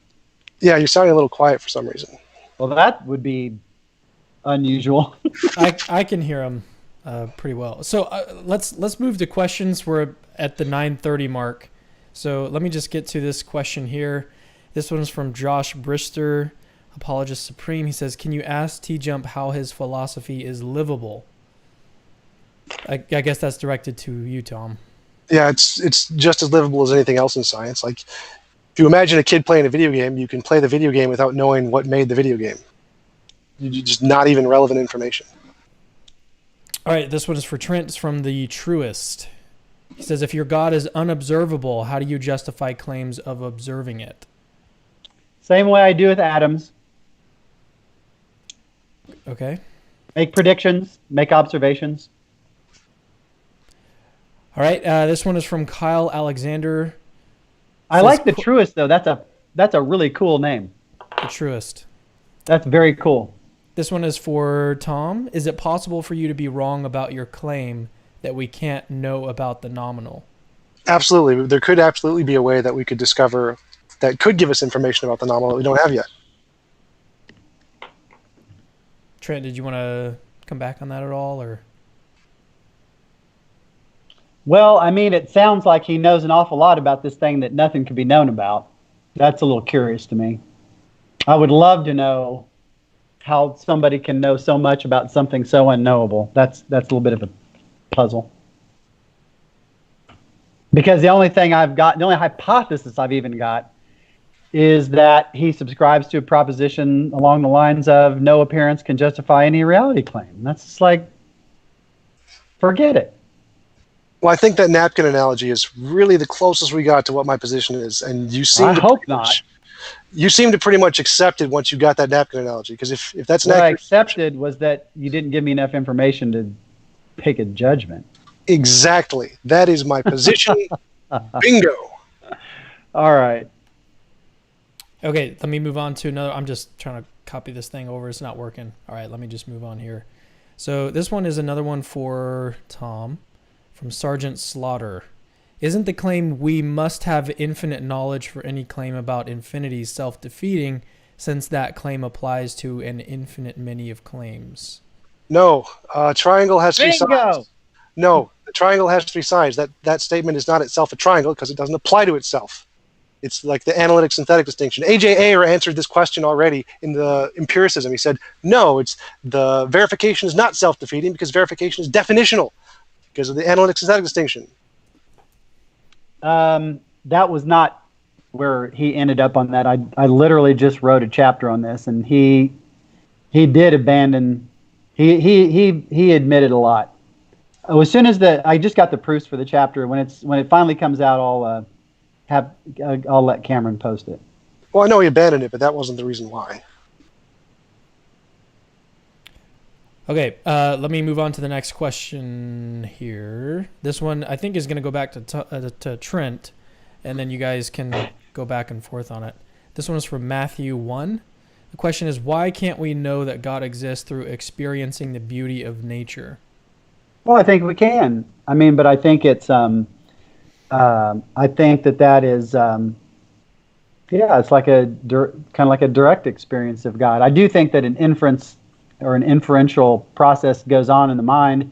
The mind's often making sort of unconscious inferences. I just wrote about that in this book, which is a really awesome account of the use of evidence and evidentialism. So I just wrote about this concept of unconscious inference and immediate inferences, and I do think that I absolutely think you can know that God exists just in virtue of experiences of nature. I got a story about how that happens in a paper called something like Reforming Reformed Epistemology or something like that. Tom, what are your thoughts? No, beauty can't indicate that there's a God any more than hunger can indicate there's a God, or itching, or hairiness. No. I think all of those things indicate to some degree that there's a God. Because itching is a conscious state. I think every conscious state is some evidence that God exists. Yeah, I agree with most physicists and naturalists and scientists to say nope. It is not the case that most physicists think that. Physicists think what?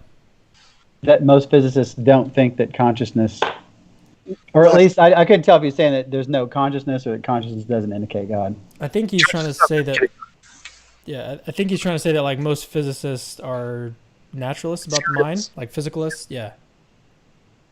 I don't know whether or not that's true. It just utterly, I don't really care, but. Yeah, so I think. But now, I mean, look, there's a lot of position. freaking theists in that. I mean, there's a lot of theists in physics. In fact, what's interesting is that the more fundamental a science you get to, the more theists there are. More theists in chemistry than biology, more theists in physics than chemistry. We have a couple minutes, so Trent, why don't you just explain why you think that conscious states are evidence for God? Because I think they are utterly inexplicable in terms of the physical alone. I think that, like, I mean, Jaegwon Kim did his level best to try to naturalize consciousness. The hard problem of consciousness just has not been cracked. It's been too tough for even the best minds. And I think if they were going to figure it out, they'd figure it out by now. It's just consciousness is something wholly other than nature. It just shows there's just reality, physical realities like Swiss cheese, because it's just shot through with billions and billions of minds. Sounds a whole lot like an argument from ignorance. We can't explain lightning with all the greatest technology of 3,000 years ago. Must be Zeus. Genius. Okay, moving on. So this one is from Midiwave Productions. This one is to Tom. What is the probability that a determinist can have knowledge?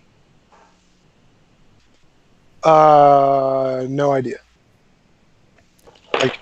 Yeah, that's a weird question. I mean, if you're saying, can a determinist have knowledge, the answer is yes. I mean, you could be determined by reality or truth to believe reality or truth, and therefore you would have knowledge. Probability, I don't know.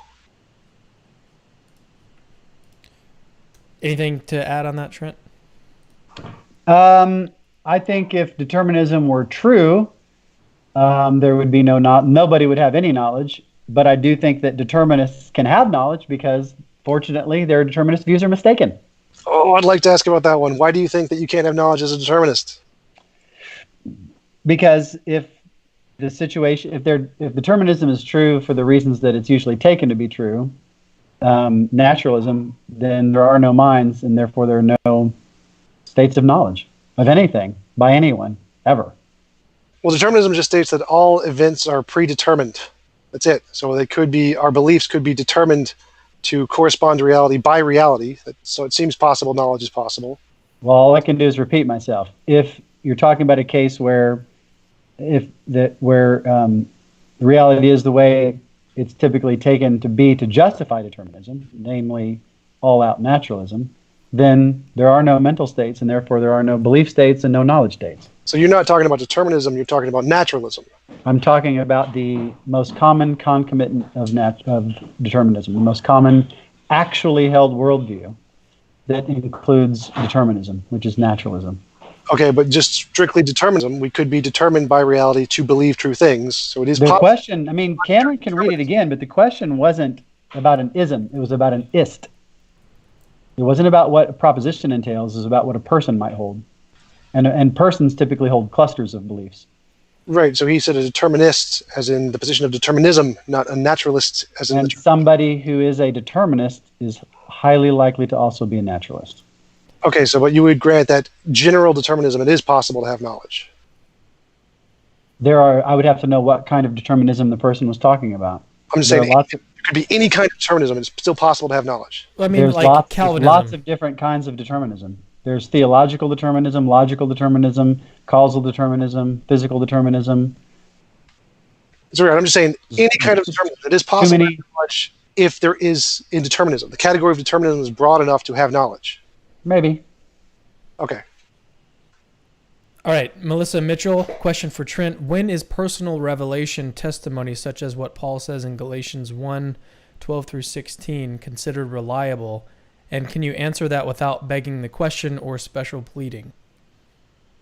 I literally thought what was coming was, can you answer this question without getting so excited that you knock something over?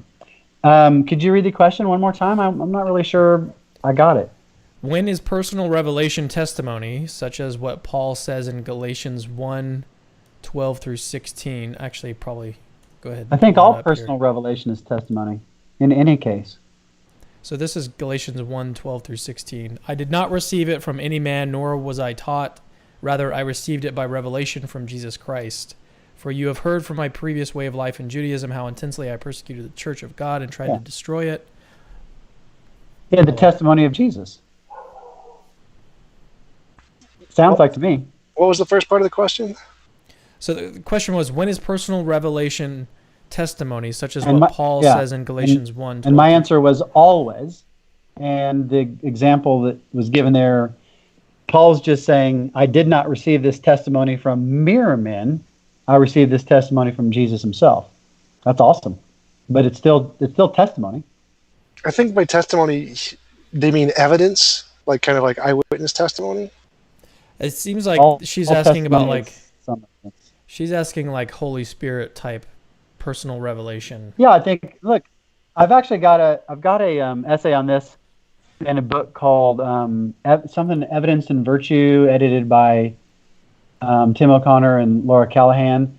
And the second half of the essay actually specifically talks about the testimony of the Holy Spirit. And it's the testimony of the Holy Spirit's literally testimony. So personal revelation directly from the Holy Spirit is testimony from the Holy Spirit. So I think, again, I'm sticking with my original answer. All personal revelation is testimony, no matter what its source. Some testimony is really special. I mean, Locke and Aquinas are actually of exactly one accord on this, that revelation is essentially just the testimony of God himself. Pretty special testimony, but it's still a form of testimony. So what do you think about that, Tom? Well, I mean, I would agree that personal experience is absolutely a form of testimony, but I think my interpretation of the question was that when is personal revelation like a form of reliable evidence that would be accepted in a court of law kind of a question? That's what I thought they were saying. She didn't say anything about court of law. Right. She said consider reliable. Right. So I'm interpreting when they say testimony, I'm thinking that means like testimony as in a reliable kind of evidence that would be used in a court of law. That's what I think There's lots of testimony that would not be allowed in a court of law that's deemed reliable. Like, I could probably give you 20 examples off the top of my head. That's just how I'm interpreting what I think they mean by the question. I highly doubt that. I just think my guess is the idea is when your testimony is very different than your standard testimony, how then do you judge its reliability? And then the answer is the same way you would in any case. You depends on what your evidence is about the reliability of the source. If you think that the Holy Spirit has revealed something directly to you, then your probability that you should have in that proposition is just slightly more than the probability you have that it was the Holy Spirit. So the real question is, how do you determine whether or not something is personal revelation from the Holy Spirit? And that's pretty complicated. There's more negative tests than there are positive tests, but I don't think there's any special problem there. You just think what are the conditions under which the Holy Spirit would say something? What are my prior probabilities about what would be said? How does that comport with the experiences I've had? You just think about it like you would any other piece of testimony that was novel in any other way. All right. Somebody comes to me and they say, hey, I'm a theoretical physicist, and I'm here to tell you that most theoretical physicists who have thought about it are theists. I'd think, okay, well, I've never had any kind of claim like that before. And so I'd assess my evidence that they really were a theoretical physicist, and I'd think, if they were, what's the probability they would have access to this information? It's not. There's nothing really very special in a sense about special revelation. Methodologically, content-wise, sure, but methodologically, not so much. All right, I want to move on here because there's three more that we'll get in here. Mordic 101 says, and this is to you, Tom, if we are justified in believing in quarks on the basis of abductive reasoning, why can't we also use abduction to believe in a godlike being behind existence, order, consciousness, etc.? Well, like Trent said, I would be totally happy to accept that there was like Jesus rose from the dead, or that there was a designer for the universe. If you could actually make testable predictions with that, that's great evidence. I'm happy to accept that. I don't think you have, but that's definitely possible. I would reject the omni properties. I don't think you can show there's a all-powerful something, for the reason of the napkin analogy, because if you don't really know the qualities of the being, then the claim that it can hold infinitely many napkins is contingent, no matter how many finite number you have, on the qualities of the being. You have to know that first, or you can't answer the question. Trent, did you want to say anything in response to that? Yeah, it's just such a bad analogy because if you look at the way that theists who argue abductively or in a Bayesian way, it's just flat out disrespectful that people have gone to such efforts to cash out the concept of God. You got Swinburne's Coherence of Theism and his book, The Christian God, where they go into great detail about the nature of God. And the chapter that I think Tom most needs to read is the chapter called The Predictive Power of Theism in Swinburne's book, The Existence of God. Because he explains very well, maybe read it again, because he explains really clearly there how it is that the nature of God generates predictions. It's pretty simple. And so it's pretty wrong too, like as most naturalists agree. Well, it's got nothing to do, if it is wrong, and it might be, it's got nothing to do with the whole napkin or numerator denominator thing. It's got, right. If it's wrong, it's just wrong because the evidence doesn't support to explain it. It has absolutely nothing to do with it. The analogy of numerators and denominators and napkins got nothing to do with Swinburne's kind of theism or Swinburne's kind of natural theology. It's an absolute red herring. Right. That was trying to explain my position. I was trying to articulate my position to you with that analogy. My position is that, like a being that claims it can hold infinitely many napkins, that would be like reality, and the finite number of napkins, no matter how many it is like the experience or the perception of reality. And until you know what the qualities of the being are, you can't assess probabilities of it. Okay, that's okay. Okay. This has got nothing to do with any sort of natural theology that I've ever seen practiced. All right, this one is from Maverick Christian. Ask TJump how adding 1 to a set with Aleph null members increases its cardinality. I would just link a reference to the mathematicians who just posted a video on it on YouTube who did in fact explain this, who are professional mathematicians who do this. But you at least admit that's a radically minority position in set theory. I have no idea. This is what the mathematicians say can be done. I'm just okay. I promise. So if you there's a really good free PDF of the set theory book by John Pollock. If you Google John Pollock Technical Methods in Philosophy, the PDF's available online. It's a wonderful. I always use it for my first course I teach in set theory. All right, this one is from Adam Does SE. This one is for Trent. What is Trent's Christian testimony? How, when did he become a Christian? So I got born again when I was 16. I was, by 16, a burned out party boy, raised what I call pessimistic agnostic. My parents didn't know whether there was a God, but they sure hope not. And that was basically my position. I was tall for my age, gregarious, got into a lot of partying with college kids when I was like 13, 14, 15. It was crazy. So I got born again, came forward an altar call when I was 16. Very precocious, asking a lot of questions, very curious. Then by 18, I was a ordained Southern Baptist minister. went to Liberty University Seminary. After that, then went back and just gradually sort of got really interested in history and ended up becoming Episcopal, looking at Eastern Orthodox Church, became Roman Catholic, but was evangelical for a really long time. And so it was just basically straight old, good old-fashioned preaching the gospel that I heard for the first time. And I was like, wow, this is nothing I've ever heard before. And I resisted it and resisted it and resisted it and resisted it. But, you know, like C.S. Lewis said, I got dragged kicking and screaming into the kingdom of God. I got an answer for your question. In mathematics, infinity plus 1 has meaning for the hyperreals and also for numbers like omega plus 1 in the ordinal numbers and the surreal numbers. Yeah, but I mean, set theory is not. I mean, the hyperreals and the surreals, those lots of problems there. Those are not the. First of all, those aren't. We were talking about accountable infinity, so we were only talking about the natural numbers, and so what you're saying has no application. All right, well, let's move into closing statements, and I want to give Tom the last word. So, Trent, take about 3 to 5 minutes, summarize your thoughts, and then we'll move into Tom's and then close it out.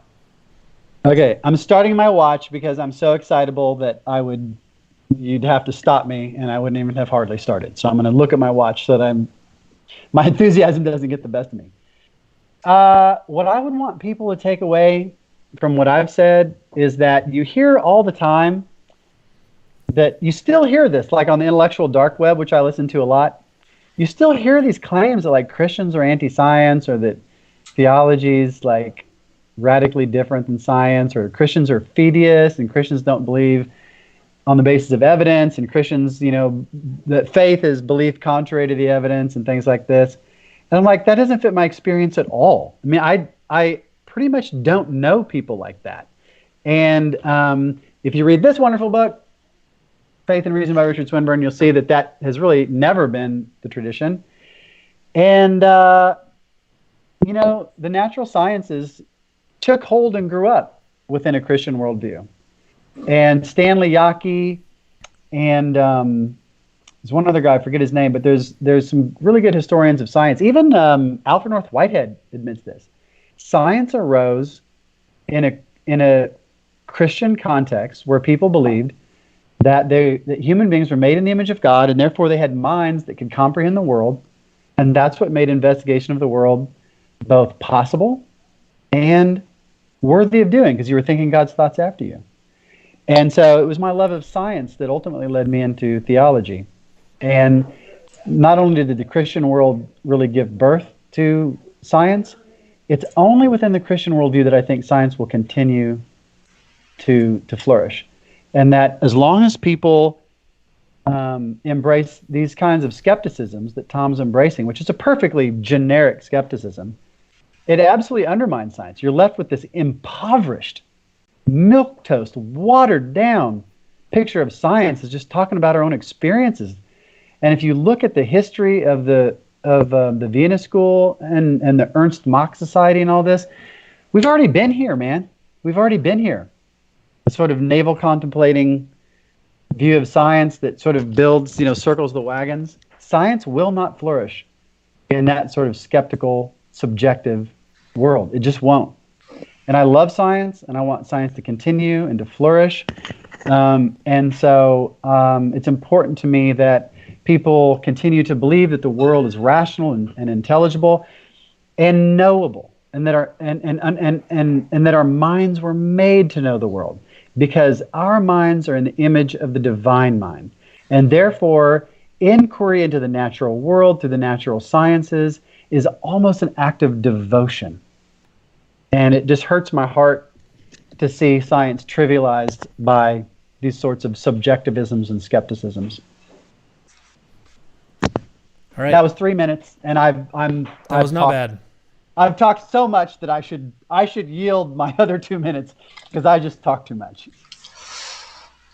Oh no, I appreciate the conversation. Thanks for having me on, Cameron. Thanks for coming on, Trent. I really enjoyed our conversation. I think the closest we got to really understanding each other was the analogy at the end of the napkins.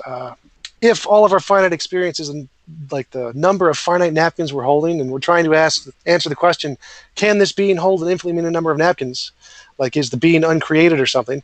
If we don't know the properties of the being, well, then we can't answer the question. We just don't have enough information. So it's an unreasonable question to ask. Is x squared y? We don't have the information to answer the question. So that is a description of my position. Now, Trent mentioned that there are descriptions of God's nature. I think those are fundamentally flawed. They're just essentially assuming what you want to assume. That's the same as every religion. But we at least got to an understanding that from my position, we don't know what the fundamental nature of reality is. We don't know the qualities of God. And so no amount of the finite number of napkins in our experience can justify claims about that being. It's just not enough. That is at least an accurate description of what my position is. And I'm happy we came to it. It was a pleasant surprise. All right. Well, I'm going to go ahead and just close it out. I mean, we could literally go for 5 more hours just talking. Dude, I'm ready. I'm hyped. I could absolutely go 5 more hours. Well, I mean, we could extend it a little bit longer. I'm not getting to sleep. I'm too hyped up. I love this stuff too much. I love talking philosophy. I love thinking about it. I love trying to understand things. I will right now commit to staying after for as long as anybody wants to ask questions or as long as anybody wants to talk. I'm wired. What do you got going on, Tom? Nothing. I'm happy to stay too. Okay. Well, let's just keep it going then. At least for a hold little on. bit. I'm getting a signal from my wife. It is okay. 10 o'clock. Yes. Okay. Okay. What about another 15 minutes? Another 15 minutes. Yes. Okay. So just going back to the napkin analogy, that makes sense. Oh, please, can we not? It's the best we've got. Like everything else you liked even less than the napkin analogy. The napkin analogy is the best we got. So from my position, I promise you, I liked nothing less than the napkin analogy. Well, I can assume that's because it's the most accurate. So the napkin analogy, again, if I don't tell you the qualities of the being, you don't have enough information, no matter how many finite napkins there are, to judge the truth of the claim that the being can hold infinitely many napkins, correct? Approximately. So if the same is true from my perspective of reality, that we're trying to ask the question, like in the case of God, a God is an uncreated being. That's the same as saying you can hold infinitely many napkins. If we don't know the qualities of the God, we can't demonstrate. That's not the same at all. There's no cardinality of an uncreated God. That it's not created by another greater being? Yeah, it doesn't imply anything about infinity. Well, it implies that there are infinitely many other gods that did not create it. That going on infinitely will never discover another God that created it. So what? It's like saying you've got infinitely many napkins. It's like saying there's no Santa Claus. No, I disagree with that completely because we have reason to believe Santa Claus is imaginary since we know who created him, us. I would say God, we have reason to believe God is imaginary for the same reason, but your analogy with Santa Claus doesn't relate to the God example. But do you think there are any extant dodos? No, I think they're all extinct. Okay, well, how can you? So you think there are no dodos? You think there are 0 dodos? As far as I know, of all the kinds of dodos that we know them on Earth, yes, I believe they're all extinct. Well, there's your negative existential claim. Dodos are not claimed to be all powerful or infinite or. Doesn't matter. The structure of the claim is a negative existential, which implies a universal scope of every object in the domain. You have to know of every single place in the world there is not a dodo there. Right, and I could say we could be in the Matrix and the dodos could be existing all over the place, and I just don't know it. So I'm only claiming that in the context of our world, in the context of the laws that we know and can describe with science, there is no existing dodo. But could there be others? Yes. Well, but you're violating the structure. I'm focused on, as a logician, I'm focused on the structure of your claim. I don't care whether it's napkins or dodos. You are affirming a negative existential, which implies universal knowledge of every object in the domain of reference. Right. Okay, well then if I say there's an uncreated God, then it shouldn't matter that there's I'm not saying there's no other. The idea that there's no other, yeah, right. If I say there's 3 books on my desk, I'm also saying there's not 4 or 5 or 6 or 7 or 8 or 9. It's irrelevant. If I say there's one God, yeah, that's right. I'm not saying there's 2 or 3 or 4 or 5. If I'm saying that the number of creators of that God is 0, 2 or 3 or 4. Absolutely, totally, fundamentally, and in every conceivable way, irrelevant. Right, and I'd say that only applies when you're talking about those kinds of absolute properties of all-powerful, uncreated, all-knowing, eternal. Uncreated isn't an omni. I would say it is, yes. Why? Because it's assuming that there isn't anything before it. You're claiming that there is by definition. What? There's no omni in that. There's no omni in that. How is that not an omni? That's like How is it? It's like saying you've existed eternally, kind of. Or that it popped into existence. Which would and saying that it exists eternally, it could exist apart from time, and then you wouldn't have an infinite number of moments. Do you think the universe had a beginning? Like, do you think all reality? Do you think all reality had an absolute beginning, or do you think that there was never ever a time when there was nothing? No, I would go with the never ever a time there was nothing. Well, then you believe in an infinity. Right. Come on, I man. agree. I agree. I say that's unsupportable. I can't support with anything. It's just an assumption. But you just said you believed it. Right. It's not. I'm not claiming it's knowledge. It's just a completely arbitrary. I didn't say it was. I didn't claim you claimed it was knowledge. But to believe it is to believe that it's true. To believe it is to believe that it's probably true. Right. I have a fideistic belief in it. That's it. And I'm okay with that. If you have a fideistic belief in those I properties, think you shouldn't be. I think that's flat out crazy and irrational. To just like pick it, you just literally just picked it. yeah, I'm just using my arbitrary sense experience and saying I'm just going to extrude this on to infinity because I like it. Essentially, That's not intellectually responsible. I would say it is because I don't know. The correct answer is I don't know, and that's. Well, I don't know whether the number of stars is even or odd, and I'm not going to like pick a side. I'm not going to say odd because I like it because I'm odd because I like to play on words. That would be crazy. Exactly. Is I don't know, but if you're going to ask me, I'm going to pick odd. Okay. Oh my gosh! All right, that's your view, man. All right, should we just end it now? Well, we can certainly go on infinitely. I would love to. I'm certainly welcome. I'm available for having an entire discussion about infinities in set theory. And I bet I could. I know some other people who are probably willing to have a roundtable discussion on set theory and infinities. Did you read the book by, I forget his name, the guy who works with Peter Boghossian, who published a book about infinities? I did, actually. It's pretty good. Okay, so I should. My kids are kind of waiting on me. Yeah, it's okay. I also wanted to mention that for anyone watching who is like curious about getting Trent on, he's open to doing more debates, more dialogues. So, and I promise I will behave myself better. I will set my stuff up better. And I will be less excitable. I promise. Don't do that. Make it less fun. I don't know, man. Okay, yeah. Okay. I'll get my act. All right, guys. Well, thanks for joining me. Another live discussion, Capturing Christianity. And that's pretty much it. Just go to capturingchristianity.com to see the website. You can subscribe and get a free book. And yeah, see you guys later. Till next time. Thanks, everybody. See ya.